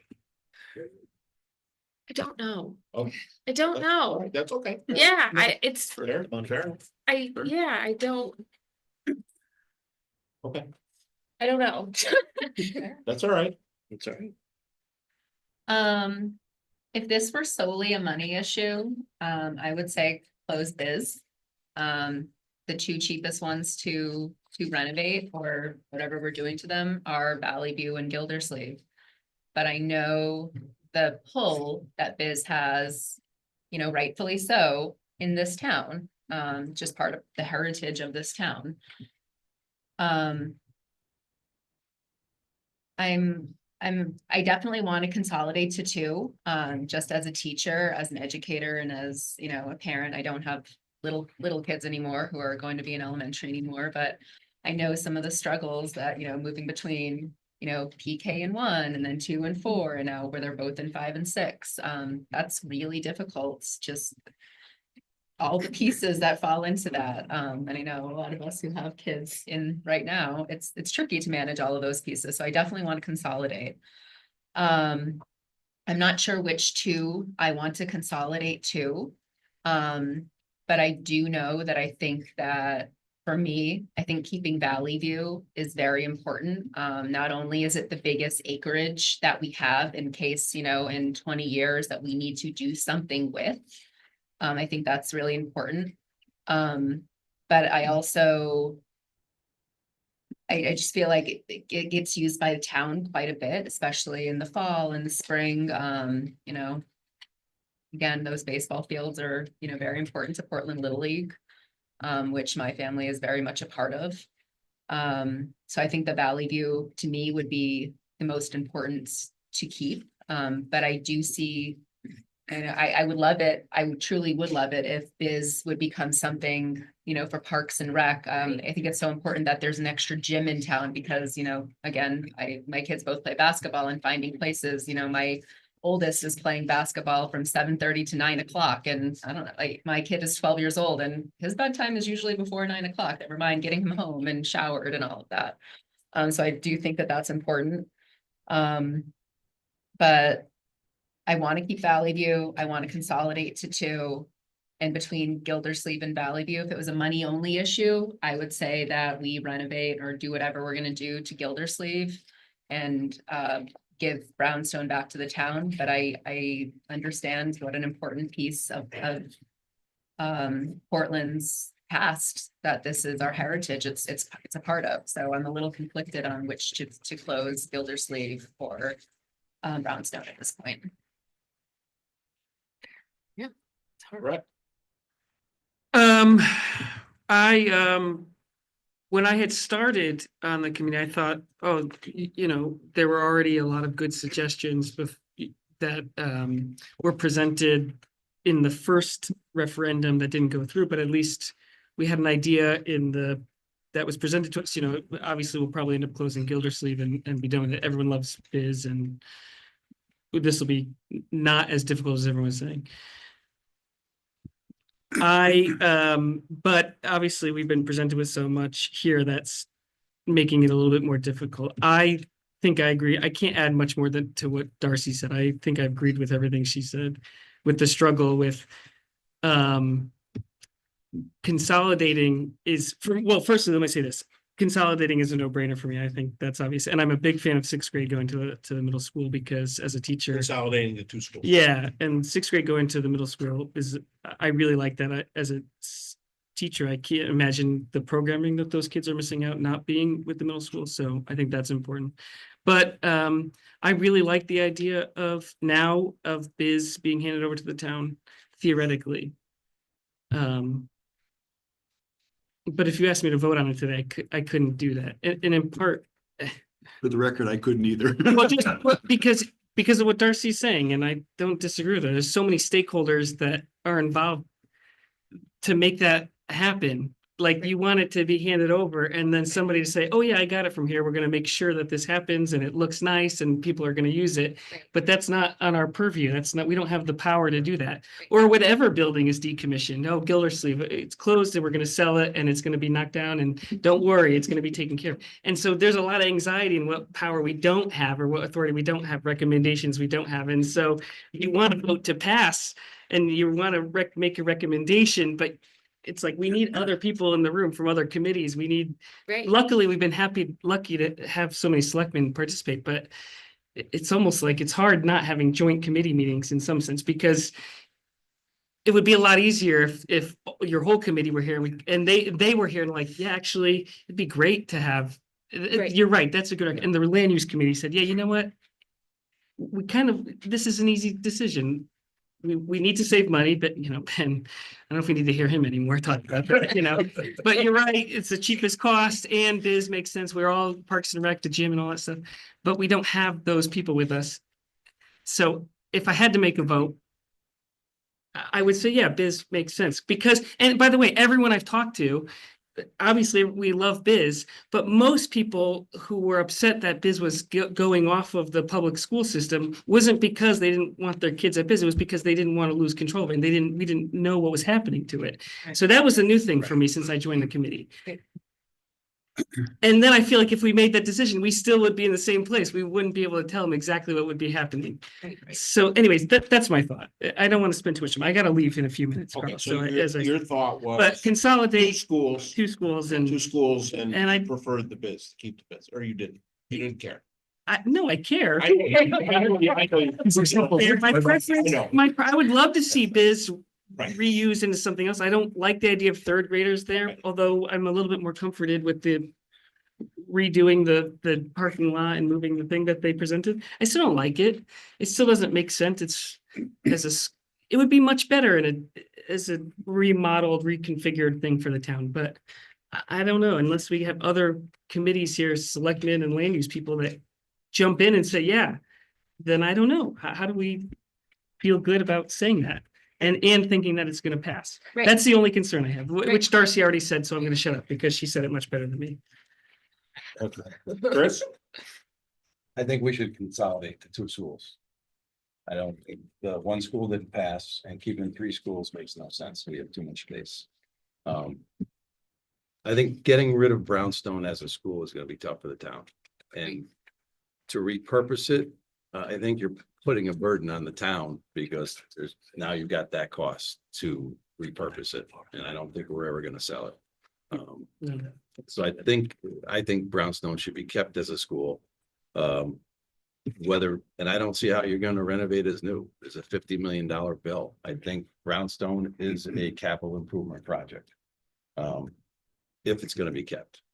And then the other school, Valley View, the way Fryer put it, we needed to add maybe 1,100 square feet. I think we need to add more. The last committee report was gonna add what I said earlier, 14,500 for 2 grades. So I think you're gonna have to add on to it, which is gonna bring up the cost that Fryer presented to us a couple weeks ago. So we're gonna have to look at that. If there's gonna be a renovate as new, I don't mind either one of them, Gildersleeve or Valley View. I just think the Valley View number is gonna go up personally. And if Valley View is not chosen as a school, I don't think the town should get rid of the property or the school. I think we should find a way to repurpose it, Oak Hill, whoever, put a roof on it and then keep the property. I agree with you. You need those ball fields, Jeff. And you need that space for expansion if we ever need another school to be built. If the town agrees for a one school in 20 years from now, we'll have that space. So that's about it. And All right, so I'll try not to talk too long. Right, you still here? you got 3 minutes. This is my time to leave. I got a 7 o'clock meeting. I gotta be. So I'll try to speak. Don't try to come back, you won't be able to get in. About 5 minutes, So- not being rude. First of all, I love everybody's thoughts tonight. I thought that was great. I'll give you my thoughts and how I concluded at basically what I'm seeing. Right now, we all know Brownstone and Gildersleeve are both approximately 24 classroom schools. Now, keep in mind, that's only relevant when you don't renovate to new. When you renovate to new and you start ripping down walls and stuff, and I get Fryer's point, you can do whatever you want with the space. But if we don't do that and we're looking at things as a capital, that's very relevant.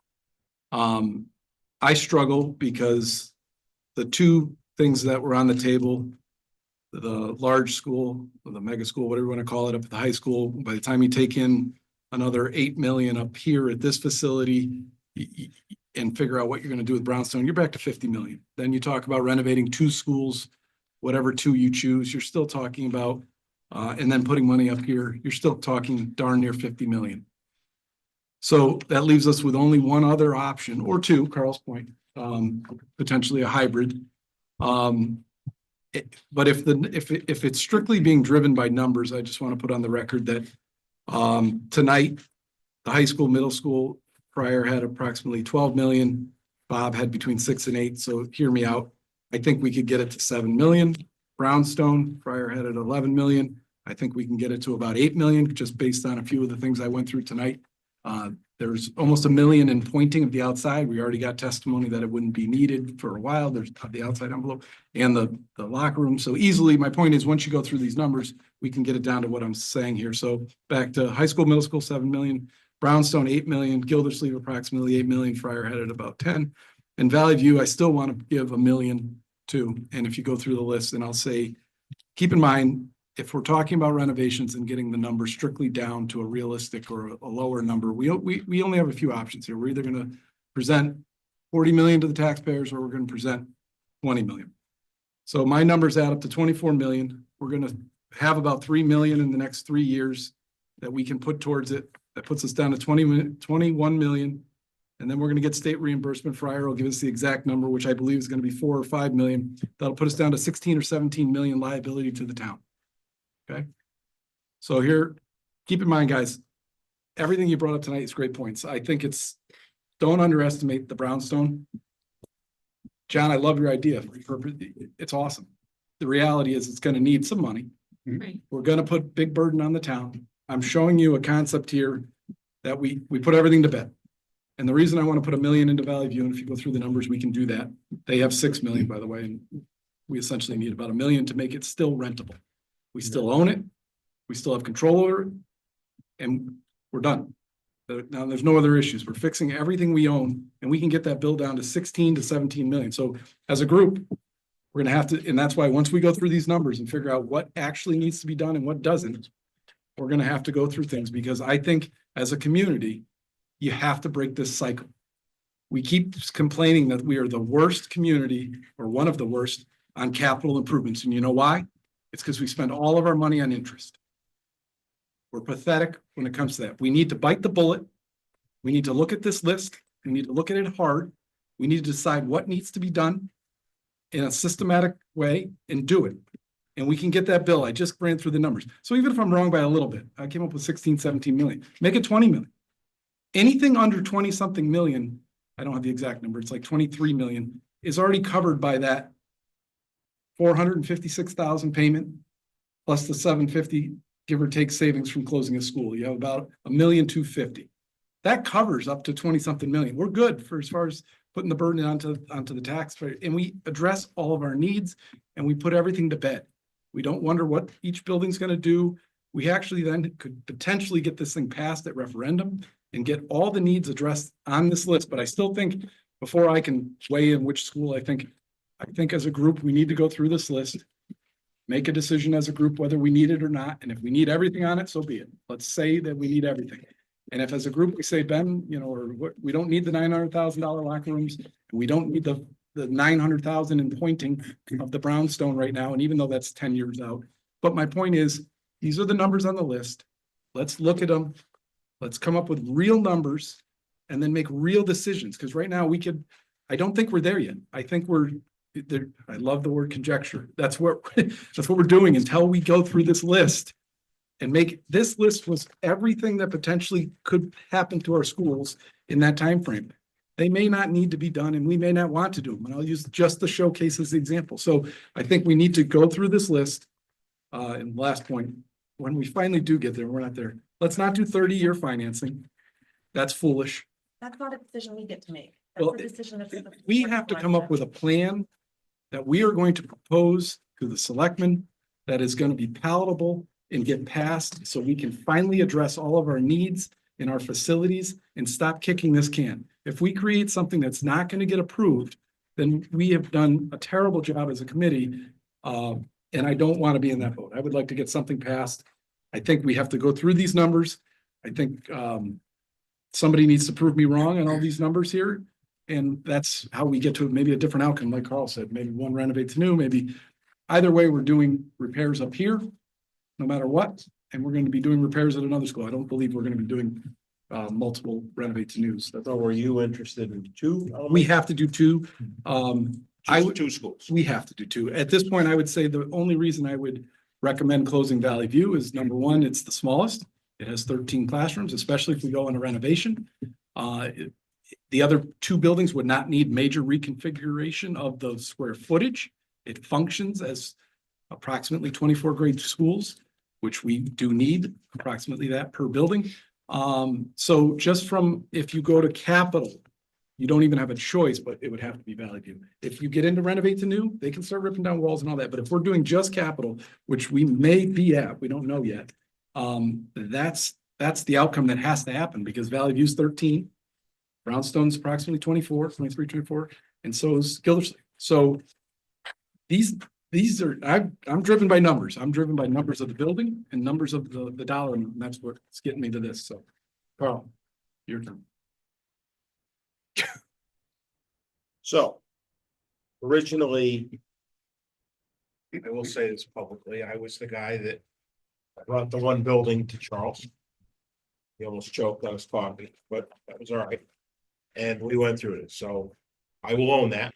And the reason was, just like Bob said, and you're the facilities person, you're going through all this stuff and you see all the space and everything, but I like that plan.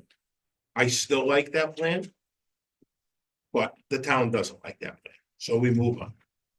My feeling is two schools. I would keep Valley View and keep Valley View going. And thank you. And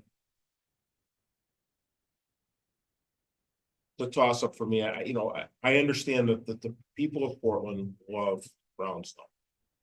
But if we were to do something with Brownstone, I would like the Brown, if it was gonna stay as a school, I would choose that to be the school. Or Gildersleeve as the renovate is new, because they're much bigger as Brownstone. And I would even go as far to say as we knock off a piece of Brownstone. Thing to do with the front piece, one of the additions on the back, whether it's the whole L or it's just the back piece, the smaller piece. And we do turn that into a playground area. We get rid of the water issues in that part of the building.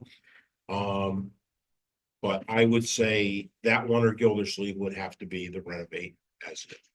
And then, just that's my opinion. And Valley View, because it's a much smaller building, we could probably pick away at that.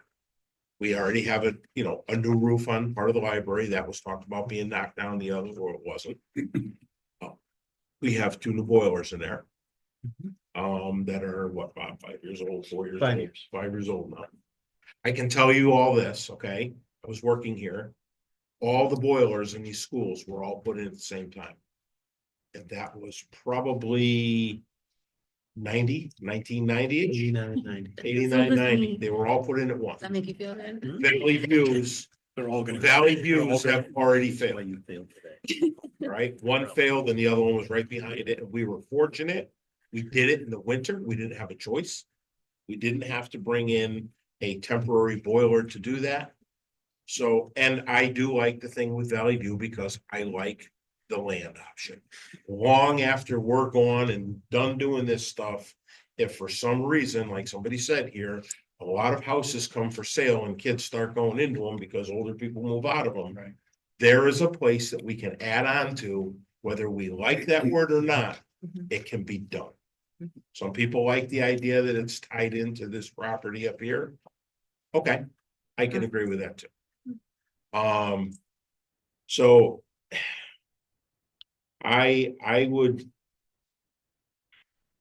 I'm tossed on Valley View or Gildersleeve. It's hard. My better judgment tells me that Gildersleeve and Valley View are better, like John said before, as elementary schools. The other school was a high school, then it was a middle school or a junior high school, and then a middle school, and now an intermediate school.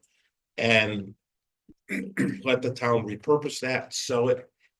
To me, if we were getting rid of a building, to me, that would probably have more potential than any of the other ones, but that's not my decision to make. It's just my opinion on that. That's Just for the record, I brought it up just simply because that's where my question was going. I will not say that I'm 100% on the BIS question, because I understand then that drives the next question is, what do we need to do to it? Can we make it cost neutral? All these other things. I will say, my parents, and Mom, God bless her, she's still around kicking. They attended Portland High School there. I attended junior high school there. My kids attended BIS there. Everybody is tied to that building for one reason or another. My thought is, if that was where this committee decided to go, there's a lot of legwork that would have to be done, some decisions that would have to be made by others and brought into the conversation. Is the town, is the town finances willing to take on that school? I do think you could ultimately make it cost neutral. But if people are concerned about the ties that people have to their school, I don't think the ties are that it has to remain a school. I think the ties are for its architectural significance and the fact that just people in town just want to guarantee that that building's not going to go to hell or be torn down. Right. That's the big question. But I apologize for forcing the conversation tonight, but I wanted to get that understanding of which they were going. But for the record, I do want to, but I have not made my decision as to which one goes. And I think once we go through the list, that'll help all of us. We may find something on that list that just, and Bob's gonna be so helpful when we go through that list, I think we'll have a better handle. Sorry, I keep coming back to you, Bob, but you're like, Well, I mean. I'm leaning on you a lot on this. No, my estimates were, like I told you, they were just estimates. I was at the $12 million mark, which it was missing everything outside, which no matter what we cut, we take $1 million out of the lockers. We take $1 million out of pointing Let's or go whatever, out there. then that's going outside. So Yeah. you're still at your 12 million. That's without any change orders for a capital project. You're gonna have. So, what are you gonna do? You're gonna say, okay, we got 12 million, we're gonna put a contingency in because we know that's gonna happen. No matter what numbers we come up with, the town is gonna put contingency in there. So they're gonna bond to that contingency. Doesn't mean you're gonna use it, right? Which is good. But the number going out to referendum is gonna have to include the interest or the not the interest, but the certain inflation over the years it takes you to get to those projects, which is gonna escalate our flat number here. And we have to look at that. So no matter what building we do, as far as a capital plan, like I said, those numbers are gonna be high. You're not gonna do a capital plan, especially in Brownstone, in a year. It's not gonna happen. Absolutely. I'll give you two. You'll be No, lucky. that's a joke, fine. So I think realistically, I think here we've pretty much decided this. We're at two schools. Yeah. that's a fair. Fair to say No to the brainer at committee, beginning. we are at two schools. I think you're at two schools, and I think it's being a democracy, the majority is. This is the one that we should not spend our time going through the list on. I think the committee would be well served now. Designing a plan for pre-K two Valley View and a 3-5 Gilbert. I didn't I hear didn't that. get I didn't that. hear that. No. No, Get that. no. What we got tonight, if you go by there was more Split. undecideds than there was decideds. So back to your democracy, I'd say let's hear everything. I think it's so important that we hear everything because I believe the answer is gonna come crystal clear at the end for all of us, whatever that is.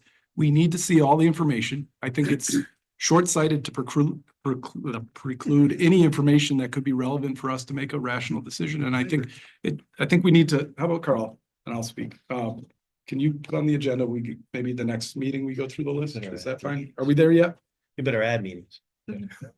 Whatever. It's gonna take you a night No, because at school. maybe you're right. Whatever it is, but my point is, I Well, think. then you're once gonna we- be a lot faster than me, because it took me days to do one. Well, I'm gonna lean on you a lot. So if you're telling me we need a meeting Well, I per might not give it school, to you. then I agree.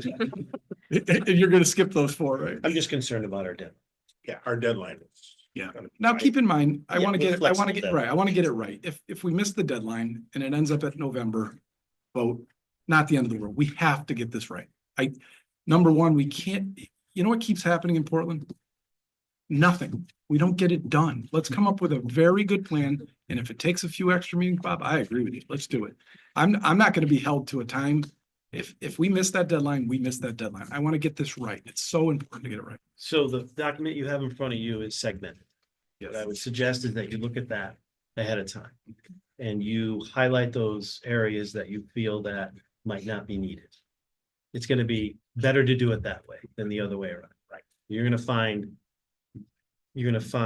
less that you feel that aren't needed versus that are, and then we can talk about those and see if I've included those in my suggestions where we think we can be, and we can agree or disagree there. So- If we sit here and go, okay, line number one, it's just gonna, by the time you're halfway through it, you're gonna use half of this pan. How about you and I spend a half a day together and go through some of these? You tell me the time to meet you.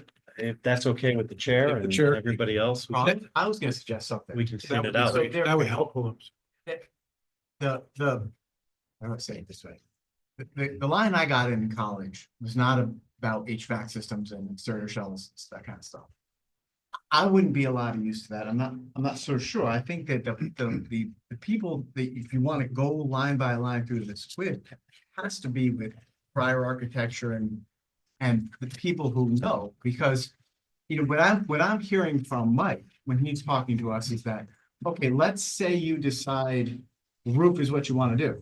Well, it sounds like it's not just the roof, it's the windows and the interior shell and the boiler, and then you got different weight bearing things and that affects your state reimbursement and like that's what like my concern is going line by line through those without an expert in the room to help you understand when you're triggering that 50% and when you're gonna hit the code and all of that.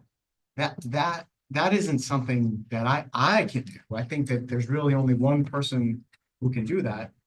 The architects, it sounds like they're the guys that have done the billions of dollars worth of work in Oh, school. so hang on, then Fryer, you're gonna be able to tell me at the brownstone, so when we go line by line, you're gonna tell me which concrete stairs need to be replaced and which ones don't currently in their condition?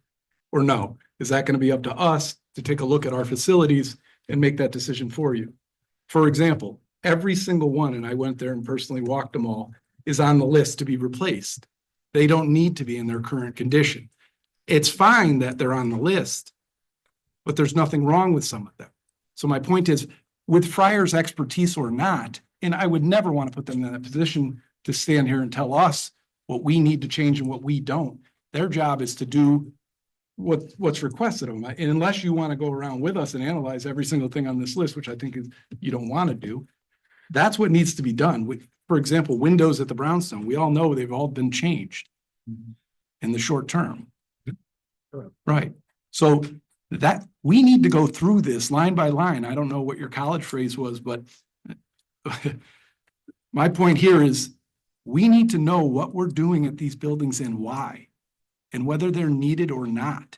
And if they're not needed, we're going to take them off the list and we're going to give Fryer their marching orders. It's that simple. This list, I don't know who was out there creating this list other than the name of the company. I don't know who the gentleman was. Bob's identified a few things that he was able to do differently or whatever. We can make a decision based on that. You know, just every door was put on. Maybe not every door needs to be changed, but Bob may say, Ben, they're not code compliant. Let's do them. Fine. Then, but I want to go through each one. I want to get a handle on it, whether you know all about it or not. Then go along for the ride. We have a big decision to make for the taxpayers, and I want to make sure the devil is in the detail. I want to make sure we get it right. If we need things, I want to do it. If we don't, I want to remove it. And if we need to add things that we've missed, like Bob pointed out, the configuration of the parking lot at the biz, if we were to keep that needs to get fixed. He's right. And a dollar amount needs to then be associated with it. That's how we get to the finish line here, in my opinion. I will say, I'm looking at the report now, and for example, Valley View, faucets and sinks is 23 lines of text. Mhm. So as you go through these, you are going to be able to take blocks of Yes. things. Thank you. So again, when they were directed to do this, okay, when we hired them, Okay. they just wanted to know originally. Right. What was the condition of the buildings going from the basement to the top of the chimney? Okay, we weren't at that point in time getting into, we were doing that when COVID was going on. I was here with these guys doing it. They wanted to see what kind of an expense. At that point, there was never a discussion about closing a building, doing anything. It was just, what was it gonna cost to do it? And it was, so, and what they did, Mike is absolutely right. They never went into this. Right. They did the And I want to be report. clear. Yeah, No, I they never did said- the yeah. report that they would requested to do. Yes. And it identified everything, and then we took it from there.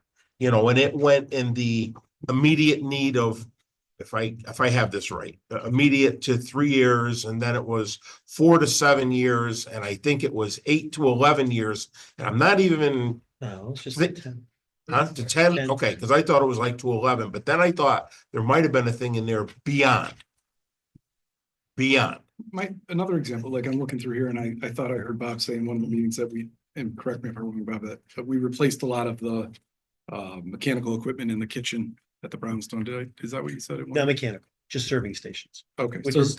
so now They get $11,000. money for that, Ben, every Yeah. year to do So that. that's off. Also, So some of out it's off here, the list already. whether that comes from the state. to my or whatever. point, those are the things that Swallow we it. need to Okay. cross off before we can give you your marching orders.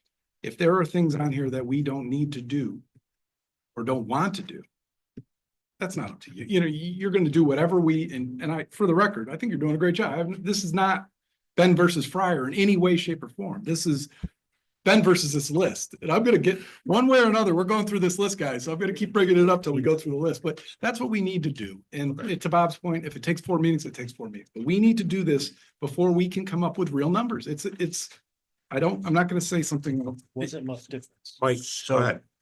Thank you. So I want to make a couple of quick comments. First, I'm happy to walk through the school with you with that list. Again, it's not my list, it's Gordian's list. Yeah. But when they say replace a stair, it may not just be a structural issue. It may be that they're unequal treads, or that the treads and the don't meet code on height and depth. There's 50 different reasons why you replace a stair, and it may not have to do with the condition of the stair. But I'll walk through the building with you because Some of those were ramps. You A lot of the ones really I got to pointed out talk about were this. ramps. We really got to talk. Some of them weren't stairs, they were ramps, the outside Okay, cap. So that's fine. But yeah, Yeah, I mean, it could be, something's a ramp and something's a walk. correct. So, what I mostly wanted to say, because you've always have that list in front of you, and I want to Wait. tell you who Gordian is and what Gordian does. No, you already Okay. did in the first meeting. They just came I up with the didn't, repairs. I didn't He's got the complete. Okay. So, they have a state contract. And their state contract is a unit-based state contract. Their contract is 3 Bibles thick. And they bid it out every 5 years, and the state is quartered, and different groups get different sections of the state. And their main job is to take that blue book of repairs. It's very similar to the way a car repair shop operates. This is the unit cost for this. So they walked through with their unit cost book and said, I'm going to replace that. There's my unit cost. I'm going to replace that. There's my unit cost. All of those unit costs are in a void. I've worked with Gordian, and I'm not putting it down. There are very, very good uses for Gordian. But when they tell you that a faucet on a sink needs to be replaced, it could be because it's got the wrong lever handle. It could be because it's covered in it's deteriorating. It could be 15 different reasons why that, but they're saying replace the faucet. They're not saying anything about the pipe and, you know, bringing it all the way back to the source of the water. You go and do that, and again, that's like replacing the brakes on a 1964 Galaxy 500, right? Because you're not dealing with the whole issue of a 60-year-old building. You're dealing with units of capital. So they went through with their and you could call Gordian down and probably find the guy who wrote the report and sit there and talk to him. They walked through with a clicker and said, all right, this is my unit cost for this, is my unit cost for this, is my unit cost for this, is my. And the first thing the state said when they looked at that, they said, call an architect. That's right. And I'm not defending my was here. profession, I but was I here am for that. defending I was here my for that. profession. So I'm gonna walk through the building with you with that report. And, you know, I actually enjoy the banter. We are going to get to the bottom of your concerns. Yeah. I promise you, and then we can come back. For example, like you have an elevator at the Brownstone and I get it's in category C, so that means 10, 12 years out. It's not gonna even meet code. We're getting But my point orders is to make. that was 12 years out on their list. So why would you move it up? Well, we get inspected every 6 months, and the move Yep. up will be because the state denies the usage of it, so. And they did? We're in pretty tough shape right now. We're Who's getting the manufacturer of the elevator? Which one is it? that long ago? Well, I know who does the maintenance on it. Who's that? Who? Okay. Yeah, they're not telling us to replace it.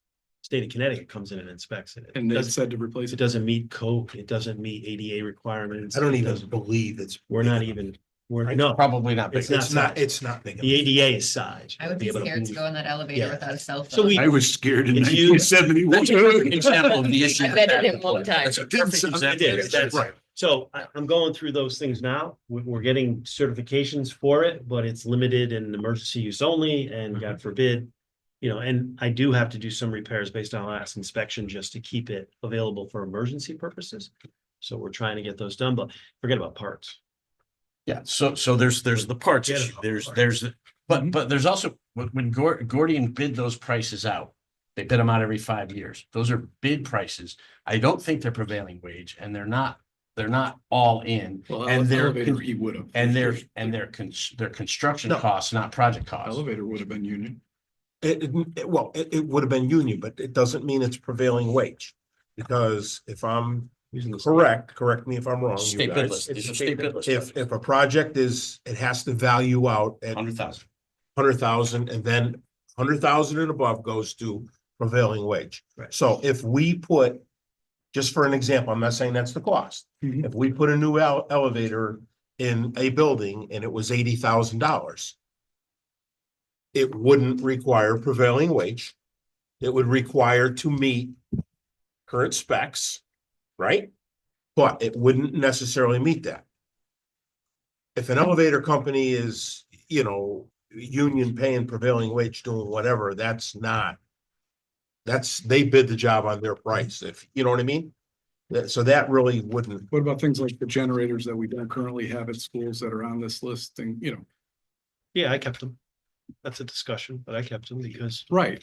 I mean, we may not, as a town, we have up here had to be a shelter and I understand we had to have the generators. so I picked up a price from person before me on a generator at Biz, because I will tell you that building always scared me. if we ever got into Froze a, up, right. some people may not remember that, the ice storm of 73. I was going to school there when that happened. They had to drain that building down Mhm. because it was the better part of, they had to drain the building down. Paul told me that. Carl, And- can I ask a question? Yeah. Let me just finish this, okay? And then, so I turned around and just was always, when I was the director, was wanted to put a generator in that building. Well, I saw numbers of a generator in that building that were, don't hold me to it, you know, maybe $40,000 or something like that. Till they came and looked at the building and said, Can't do it. there's an elevator in here. Can't do that. Gildersleeve School or Valley View School, you could have done that, but once you have an elevator, if the power goes out, that elevator, correct me if I'm wrong, No, Mike, you're correct. has to work. That took that project to, Oh, yeah. what was the number on it? I didn't even I see didn't, this. I don't have it. That was It's so- 150 on piece on here. It just took that number and jacked it.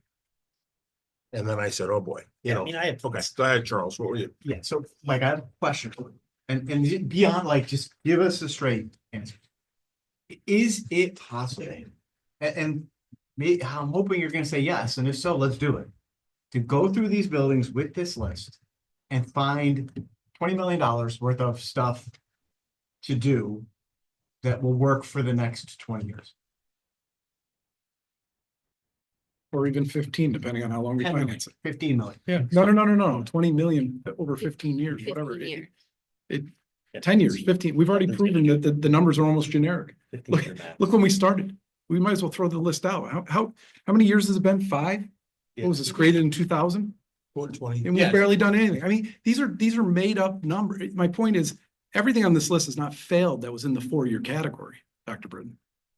We need to look at this.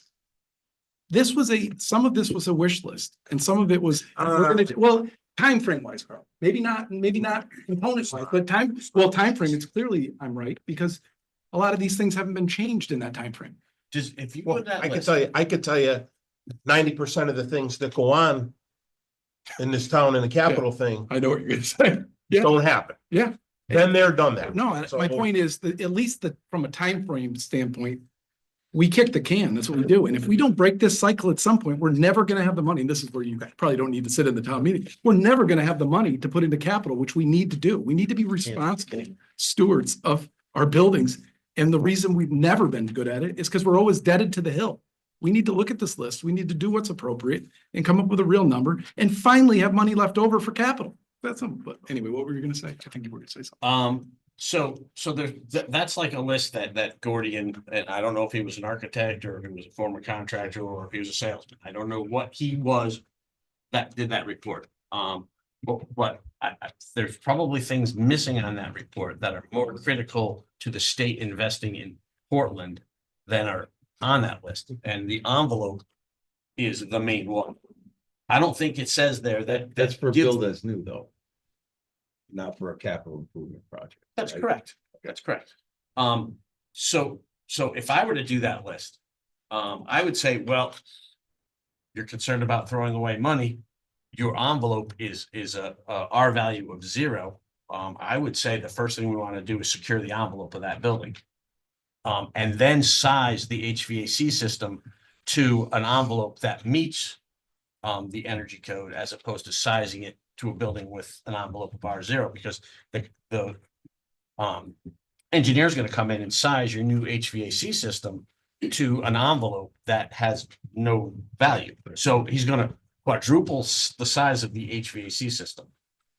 To the boiler, it's saying, all right, let's modify the controls on the boiler. Well, that boiler has an on switch and an off switch, and it runs at full bore all the time when it's on, and it shuts off, on off. New boilers, you'll have 2 or 3 boilers, lead lag. One's going to turn on, the other one's going to be off. It's just going to be idling. It's only going to draw the power that's going to be called by the HVAC system. The new HVAC system that's going to go in is only going to be heating and cooling outdoor air that's needed to bring the oxygen level up to where it needs to be. It's going to be heating and cooling just a little bit of air. What's not in there is a life cycle analysis of the HVAC system and the envelope.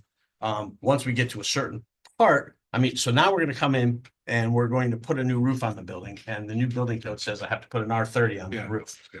So does it say in there that I'm gonna put the roof on and I'm gonna have to increase the parapets of the entire building to be deep enough to cover the insulation? It doesn't have that information. It doesn't have that there. No, but the roof quote would, and I think the quotes Bob got do cover that. Not for Brownstone. No, correct, but on the schools, we're gonna Right. do, but my point is, there's a certain point where you can, it's also not cost effective. For example, if you were gonna insulate, I agree, we have to do the ceilings, especially on the flat roofs. But there's a point where you may not ever see return if you go and stud up every exterior wall. That's not the major heat loss, especially if they have newer windows and all that. You may never see it. It may cost you $3 million to do that, and it costs you an extra 10 grand a year to heat it. There may be zero return on investment, especially when these things don't even last 20 years anymore. You follow my logic? At some point, numbers are going to drive this. Here we are, a little community. I get what you're, and you know what? Good for you. I think I hope we work with you in the future. I think this is gonna be good. Yep. But at the end of the day, we have to figure out what the biggest bang for our buck, and I know Brett's gone, so I can talk. At some point, we're gonna have to make a decision as a group what that number is. And I don't know what the number is. Whatever everybody's comfortable with, I'm fine with. But my point is, at some point, we have to make this decision, and we're gonna have tough decisions to make here. Go, Carl. That's all you want to say. So you said you could, So my next couple of weeks are tough.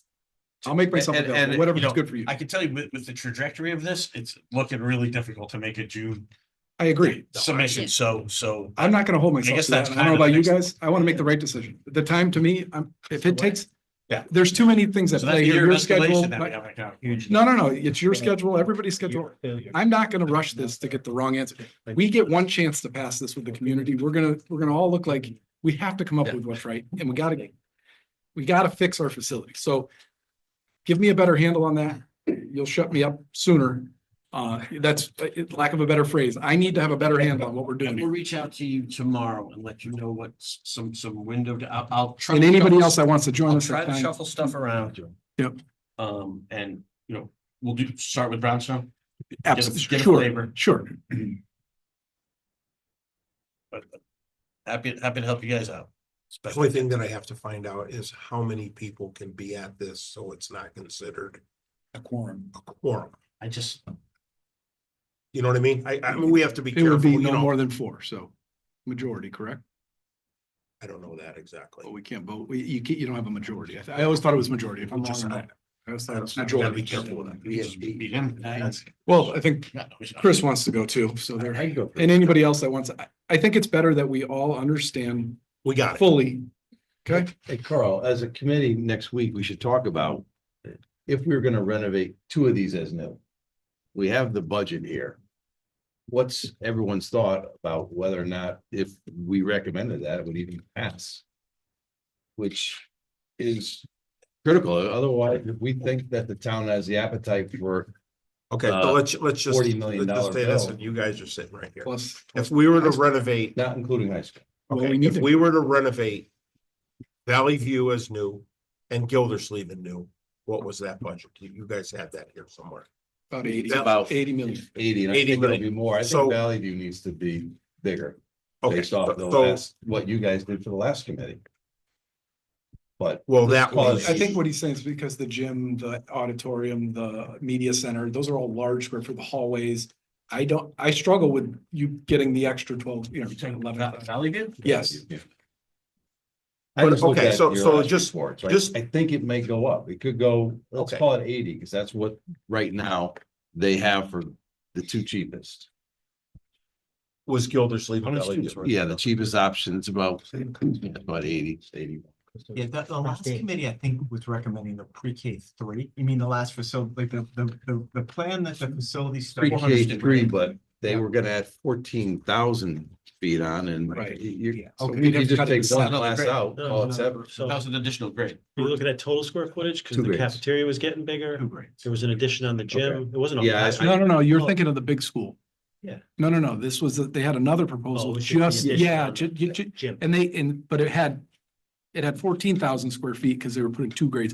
We'd only be putting 1, so arguably it'd be, I get what you're saying. It would need a Yeah, I mean- 7,000 square foot give or take addition. I don't know if if that included a new gymnasium or anything. I don't know what those feet would include. I'm just looking at what the report said, and this is a great report too. Yeah, I'm a little bit of a loss. I go back and look at, seriously, anything you got, I mean, we've got the database here, so what are we talking about here? 3, 4, 5 at No, that would be a pre-K, K, one, pre-K, two. 1, 2, 3 300 grades. kids plus, Pre-K, you know, two. 40 in kindergarten. Right, and then But I thought we were all, half day K, half day pre-K. 82 K classes and then, Right. you know, 2 15 classes, 5 each plus, you know, sometimes we have 6 classes, but Wouldn't- average 100 kids per grade. Is what we do. wouldn't we have to set up the pre-K just to be ready for if it became, you know, we wouldn't want to then throw an addition on. I think we have to set that up to have the same classrooms as every other grade, because that could be a thing coming up. We didn't with the pre-K 5 or the pre-K 3. We only had 2 pre-K classes because they're half day. So what would you do if it became full? The state would have to give us a lot of money in every other school district because. Okay, no, as long as I'm hearing an answer, I'm okay with it. As long as you're saying that's the solution. I don't want to go back to the taxpayers. We do all this and all of a sudden we need 3, 4 more classrooms. Yeah, then part of what, it's a really good question, because part of what the thinking from the last facility study committee was, again, make it pre-K 6 with the idea that then could be oversized. Yeah. So that if pre-K Gotcha. became full day, Yeah. 6th grade would go to middle school day. But that got chopped down to pre-K 5 to get us to what was the pre-K 5 model with only 2 pre-K classrooms, which is what the ed specs called for, was the cheapest possible option. Yeah, Cheapest one. I think. But didn't have any swing space. But these guys did show us where you could expand. Yeah. If things like that ever did happen. How real is pre-K becoming or you would know, I have no idea. How real is that? In your opinion, and I won't hold you to it. I would love to see it happen. So Full day? Yeah. I'm hopeful, and I know. Full that day? Right, Darcy would agree with you. If pre-K ever became a full day right to education. Yep. That in the state of Connecticut, I would support that 100%. I'd Yep. love to see it happen. I Yep. think that Hmm. districts would very quickly start partnering with places like Little Ducks and Little Bears and mom and pop It- in their home. Can I Please, interject? I know, It- I want to be educated. It's something that is probably going to be more on the forefront than you might Mm-hmm. think, because they just changed the age of when children can start Mhm. kindergarten.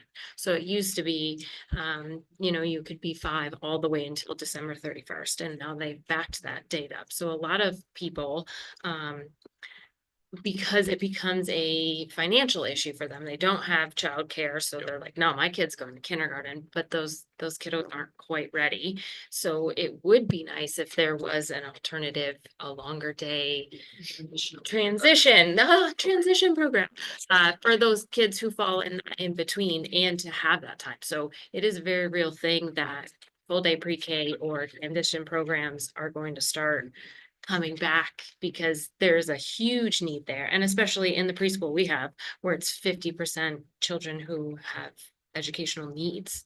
They receive services of some kind. So it's a very high percentage of needs of where that money needs to go to help all of those kids. So it's more than a classroom space. It's specialized teachers, specialized, you know, services, equipment. There's a lot of money that can go just into preschool. So there's a real thing that may be coming. So my point Yeah. is, I wouldn't want to just be prepared for the 2 classrooms. I would want to be prepared for 5 for that grade, or 6 like we have for every other grade. But what if that's where I Sure, can, had expansion space in. not necessarily expand. If you look at the Brownstone and you look at Gildersleeve, they're both approximately the 24. And that's where we came up with when we were on the board, or when I was on the Board of Education, that was the rule. You know, if we wanted to have below 20 and you have 100, I mean, it's simple math. You're going to have 6 classrooms. It's that simple. Obviously, there's been years where we made decisions to make the classes bigger and because of staffing. But I think if that's what, as a district, those are one of the things we have to consider is how many classrooms. Grade right now is at 23, 24, 22. What's our Gosh. largest So- grade number of kids? I know. What is? No, what is? This one. I This think one. it's the And how many? bubble. It's across the state. At the start. That bubbles. How many? How many kids in that grade? I'm just kidding. Last year they were at One. 113, but Okay. that Yeah. could have fluctuated. a Yeah, bit so this year. that's a sixth grade. That's 6 classrooms needed. So Absolutely. But they're at 5 right obviously now. that number is probably a relevant number, 6. Sick, I yeah. think we totally have to have that in mind when we gotta get this right. Mhm. I don't want to get this wrong, guys. And I think everybody else up here wants it. So I'll stop talking, but yes, I'll meet you whenever you're available. Chris, or anybody else. I think it's very important we get this right. So I'll stop talking. Problem, just reminding you that it's 7:24. Just. All right, so you're gonna reach out to me and Get you a date. get us a date on that, which could be a couple weeks out. I'm gonna make it as quick. I as understand, possible. I understand. And if you don't want to be there, I'm fine with going with Bob too. If it's. Oh, I think From a time I think it's a good idea. He does bring some good stuff to. He can, yeah, He's got a few. he knows what's, Yeah, I what's agree. a good move and what's not a good move. So I feel comfortable that that's the way to go. Oh, and just do a special meeting, and if you have a Yes. form, you have a form. Okay. We can do that. Oh, that's good. That's a good point, Dr. Brown.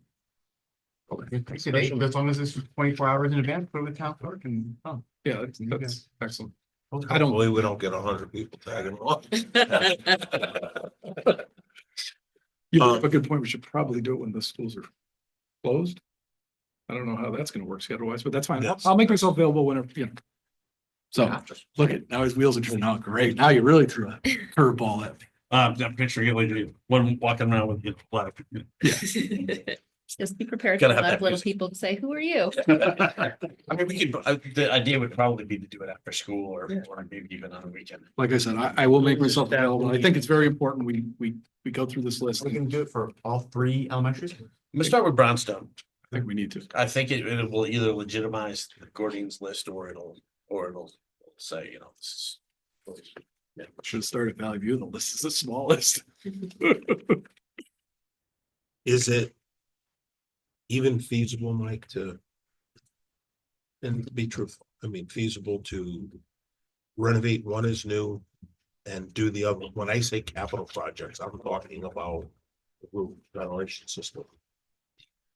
If you turned around and said, listen, the way to do that would be to, and I'm just gonna say Valley View, okay? Put a new roof on it, replace, I know there's a huge air conditioning unit up on there, that only services the library area and the offices, but No dehumidification. yeah, no Over the dehumidification. library. Is it even feasible? And my point for saying this is this. I don't see the town of Portland saying, here's $40 million. Even though I love the idea, I'd love to see that. I just have a feeling that it won't fly. If it didn't fly with 28, 30 million, whatever it was, I don't see it flying. 28. 29. 29, whatever that number was. Is it even feasible to do that with, at the end, that you know, are we gonna just lose our shirt doing that? So Yes or no? I think the first thing I said is like, once you guys put new roofs on these buildings, you're not gonna do anything else but renovate what's going on inside, because you just invested $2 million or $1.8 million in those buildings. Just psychologically, all right, we put windows in at Brownstone, so therefore we have to keep Brownstone, you know? You're right. Yeah, You're right. yeah, you know, Yep. we paved the tennis courts before we got Valley View, you know, that's the kind of the psychology there. The most problematic issue on those buildings, is the HVAC systems. Getting in. But Hands down. hands Totally down, agree. so it's all or nothing systems. I respectfully disagree that throwing splitties on those roofs is gonna solve the problem. It's gonna exasperate your costs to the town. Because you're gonna be air conditioning spaces that have no insulation, you know, and they're gonna be dripping fog and they're gonna be dripping water. Well, because don't forget, we're doing the roofs. No, but still, So if if you're letting moisture into a building that you're trying to cool. You know, every surface, and the building is not designed for that. Every surface of that building is gonna be covered in dew and water. You're gonna have It's mold. They You're gonna, didn't secure. you're this just- envelope. you're It's absolutely. here. 20 years ago, they didn't That's secure, right. they didn't do the, Oh. they Did you just, smell it when you walk in they this didn't building? talk about If envelope, we, they if may we have, were to but they didn't get there. do the capital project as Yep. roofing, HVAC. Yep. Like say, turn around and say that on one building and I don't know, maybe whatever we could get for $7 million. Yep. I don't know, I'm just pulling numbers out. of Yeah, this. yeah, no, And Well, then- Valley View's only 6 million now, and it includes that. It has the roof and it has HVAC. What do we mean value 6 million? Not in their report. Valley View, our cost after you put the money into it. Is it still up here? What's our cost after you put the money in? It was 6 point something. Yeah, 6 million. I couldn't see it, but. for I usually capital- don't forget numbers. Portland Gee, share your top. what's that? Portland share. Portland. Correct. Share of the capital. Yeah. Because even under renovation, he talked about the roof, we get 50%, the HVAC. So I'm using Valley View, our share was 6 million. Right. And that included all that, Carl. So we can do this. It's And then if that's we why, did, that's why this list is so important. but again, I mean, we're just gonna beat a dead horse around here. If we Oh. were to renovate. Just say we did Valley View that way. Is that feasible and doable or? So, And then renovated the other one? And don't forget, we have to do the high school the same way. We yeah, I'm have to do gonna it here go the same through, way. you know, the stairs and the ADA issues and the finishes. I'll go through all that stuff with you. But I think at some point, we need to bring in a mechanical engineer from one of the owners of one of the big companies that does this for a living, to do a better job explaining to you how dire, what a big mistake it'll be to throw big giant air Well, conditioning units on these old buildings. You're jumping to a conclusion because Mike Hernandez, Selectman Hernandez already said he would come and do that. So I would say we take him up on that offer. And we've already had ESC come in, they're my contractor Yeah. now. So I would say we have them, because that's the, I my said point is- engineer, not, But I already- not Yeah. builder. So already, yeah, they're engineers. yeah, But absolutely. That's what they but do. I already had our contractor come in and I have some estimates for Brownstone, but Mhm. in the very forefront, he said flat out, Jeff from Perfect Town said, no, we can put a system in here. It's gonna be difficult. Ceiling heights, everything goes against Yeah. cooling the environment, but nothing's gonna work without taking care of the voids and everything else here first. He says, I can charge you as much money as you want to put it in and we can blow it right out on the windowsills like you are your heat. So he says, great thing, you've closed the building up. It's difficult. We have to put most of that ductwork up into these high ceilings. We could do it with a system, but his estimate to us at that time when we were looking for at grant money was anywhere between 1.8 and $2 million. That's not with securing the envelope. He doesn't do that. So Right. And the other that's thing. part of that Yeah, project. and the other thing, and I want to be really, really clear, when we put this together, all we did was took their numbers verbatim and put escalation on it. I did not look at those and say, this is a good idea. Not even remotely did I say, I don't own that report. I believe that report is got holes and as faulty as possible. And I'm gonna walk through the buildings with you now to go through piece by piece and explain to you why it's not going to work. And you deserve that. I'm not saying you don't. You've been asking for it. You deserve it. But I do think that we do need to bring somebody, because I'm an architect. I want to bring in a proper mechanical engineer to sit down and talk to you about the issues of the envelopes of these buildings and how you can throw as much air conditioning as you want at these things. You're not doing the town a favor by just a lot. We do like I said, we do the hockey arenas, and the first instinct with everybody when the fog comes in, when they're making ice in the trips, let's put in a big dehumidifier. It's like, you're gonna put in a big dehumidifier for $1 million as opposed to put insulation on the walls for $200,000, which I'm telling you is gonna solve the problem. The infiltration of the humidity through these walls, latent energy, moisture in the air, is a gigantic energy hog. And so if you add up your energy over the next 20 years that you're paying off this money, and you escalate the cost of oil and gas and electricity over that 20 years, I think your investment in energy and global warming is probably a pretty good one. So I want to bring in the right engineers to talk to you so that you trust them a little bit more. Okay? Yeah, because at the end of the day, if we had all the money in the world, I don't disagree with you on some of these things, but we don't have all the money in the world as a community, and I want to see this pass. Yep. And at some point, we're gonna have to pick a number and we're gonna have to go down that road, and it's either gonna be what I'm saying, which is not, maybe not what you like to do or want to do, or, you know, you make more money on renovate to new, I'm sure, than this, and I don't, hey, this is probably repeatedly to you as far as, hey, we gotta do, we've neglected our buildings for 20 years and we need to fix it. And yes, renovate to new solves all that. But if we don't have the budget and this is just gonna fail, well, then we haven't done anybody any favors. You know, I would like to see this pass. I'd like to see us start fixing things, and we need to go through this. So I'm done. Okay. I think we're. So Yeah. so do we need to meet again next week or have these guys do their thing and we get back together? And I think we need to be next week and start going through this list regardless, because as a group, we have to decide. You gotta go through that list. We all- I don't think it works going through with people here. You're saying people at this table shouldn't be the ones to decide whether we replace Well, the they showcases? can, but I The think. showcases up at this building, Carl? I'm giving you one example. That's why I want to go through the list. There's certain things that we're gonna cross right off. 12 million each. See, you got 12 million to 8 million, see? There's ways to do it. Right? You did it. Yeah, I think if And- we're all agreeing well, the that, painful thing to do. we can just because build- This is the existing school, you know, the less money's at the tail end.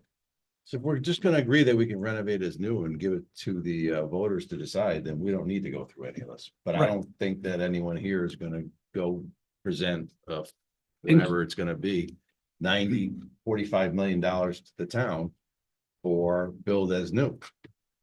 If I'm wrong, then we don't need to go through this list. And keep in mind, this building needs more than Valley View. I wanna According go to through the this numbers list we with you have. guys so that you guys can make the right decision. I'll give you one example. This building we're sitting in needs more work than Valley View. And you are questioning whether we can do it as a renovate, not renovate to new, just repairs. My point is, This building. this building needs more money than Valley View, and we're not gonna do it as renovate to new. It's almost triple the square footage. Right, but no, you're not following my logic. We're not triggering renovate to new by doing the repairs that are needed at this facility, and I believe we can do that at every other one if we choose to. That's all I'm saying. And I get No, you're a renovate to new, I you get paid actually more. contemplated that exact question. So, one of the things that I was gonna actually make a little speech about is that, you know, this building is the perfect example of how it's not too late to start a CIP for this building right now, that make this Yes. building last 100 years. Yes. And now is the time to start that because you've got lessons learned. But I'm telling you, it is too late on those other buildings. Well, They do not have, So- they don't have so if you- the guts that this building has. if you want capital. Yep. That is needed up here, like you're saying, and I believe the numbers between $1 million and $1.5 million per year is what we need in just Bob's budget to maintain these facilities. The only way to achieve that is finally just say enough is enough. We're not deading the community up till it's gills where there's no money left over. And we're gonna do what we need to do, and even if it only gets us 10 or 15 years, we will then have the capital left over that we are putting aside the extra money that we finally need to break this cycle. We either break the cycle now or we break it in 20 years, and it can be everybody's decision to be made. I know we can go through this list. I already pointed out millions we can shave. Millions without changing anything, and Bob's done the same. We need to do that first. Then we'll come up with, and if we can repair this building for 8 to 12 million as a repair, I can repair any building in this town. And if you can't, no offense, I'll get somebody that can. It's that simple, you know? The bottom line is if you can put 12 million up here, I can put 12 million in every other building if I chose to. So that's what we need to do as a community. We'll get there. I don't take that the wrong way. I like working with you, so Done. that's it. Okay, So do we agree that we meet next week and go through some of this stuff and then we'll be here? That's fine. Yeah. That's fine. There's no reason, I think, for you guys to be here for that. and maybe we just get rid of the low act for at that. And then, yeah, we go through some of the easy stuff here and then the rest of it, we leave for the walkthrough. Yep. Mike, prior. Okay, that'll make their walkthrough a shorter. Yes, because it takes a lot of that. It takes, like he's saying, you know, it's dreaded to do it, but we'll do it. So we meet next week. What time? What does the majority want? Should we go back to 6 o'clock or no? Or- On or- 6 p.m. I'd rather go to 6 than 5. Okay, well, yeah, we were doing that because we had I understand. members had that. So how about next week, 6 o'clock? Okay. Before we go into that, so we won't need you, you and I will talk. Okay. We'll set something up with you and whoever. That sounds good. Thank Thank you you, very Mike. much, you guys. Thank you, guys. Appreciate it. We gotta finish up on our, thank you. Call me, okay? Yeah, Thank you, absolutely. Mike. You bet. You're welcome. Okay. So public comment.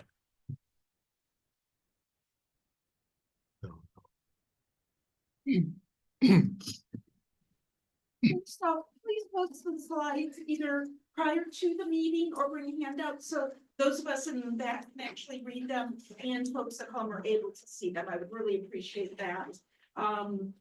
Be very helpful.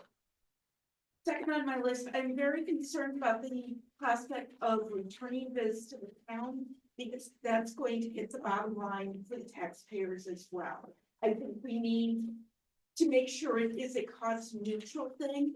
In my mind, Valley View has the better potential for cost neutral as far as rent out. I certainly wouldn't sell the Valley View property. I think that is the best place for future expansions. But I think if you were to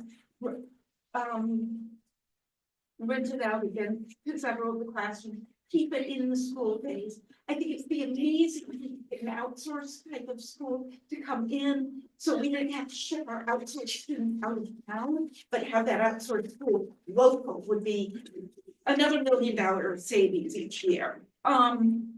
I think the taxpayers, at least myself, would really like to see that long-term maintenance plan. I don't want to be getting off of a 20-30 year referendum of bonding and $5-10 million of repairs on the schools at that point. You need to potentially stagger these renovations, so you're not doing all the boilers at the same time. Stagger them out, one boiler this year, another boiler in 5 years. That will make it easier to take bites out of this app. Another thought I had is with the possibility of going to the full day PK schooling. If it's possible that the state would help fund renovating those classrooms, would it be to our advantage to try and actually start the PK full day program in Portland early? The cost of renovating the classrooms may far outweigh the cost of hiring a teacher, and it would benefit our students. So something that you may want to run numbers on. And yeah, and the other thing is just remember that when you guys are talking about getting the best bang for the buck, it is not how much money is the state going to give you. It is how much money do you need to put out to get the product you want. So this is where I do think some of Ben's ideas, let's go through that list. Because the state may give us 50% reimbursement on renovating that locker room that we're never going to use. That's $500,000 to taxpayers, and they're not going to think that's the best bang for their buck. So please keep those in mind. Thank you. Thank you. Thanks. Anybody else?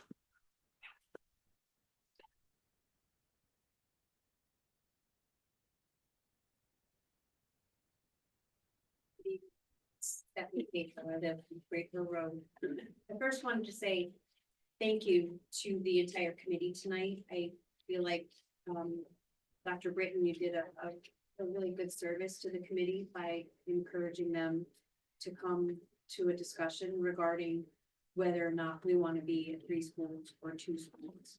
And I feel like you guys made a lot of progress tonight in really coming to the conclusion that 2 schools is where we probably should land. I will confess, I came into this meeting very narrow-minded in that my only options, we had to close Gildersleeve, but I think that this committee made a lot of really valuable points about why other schools should still be on the table for consideration for decommissioning.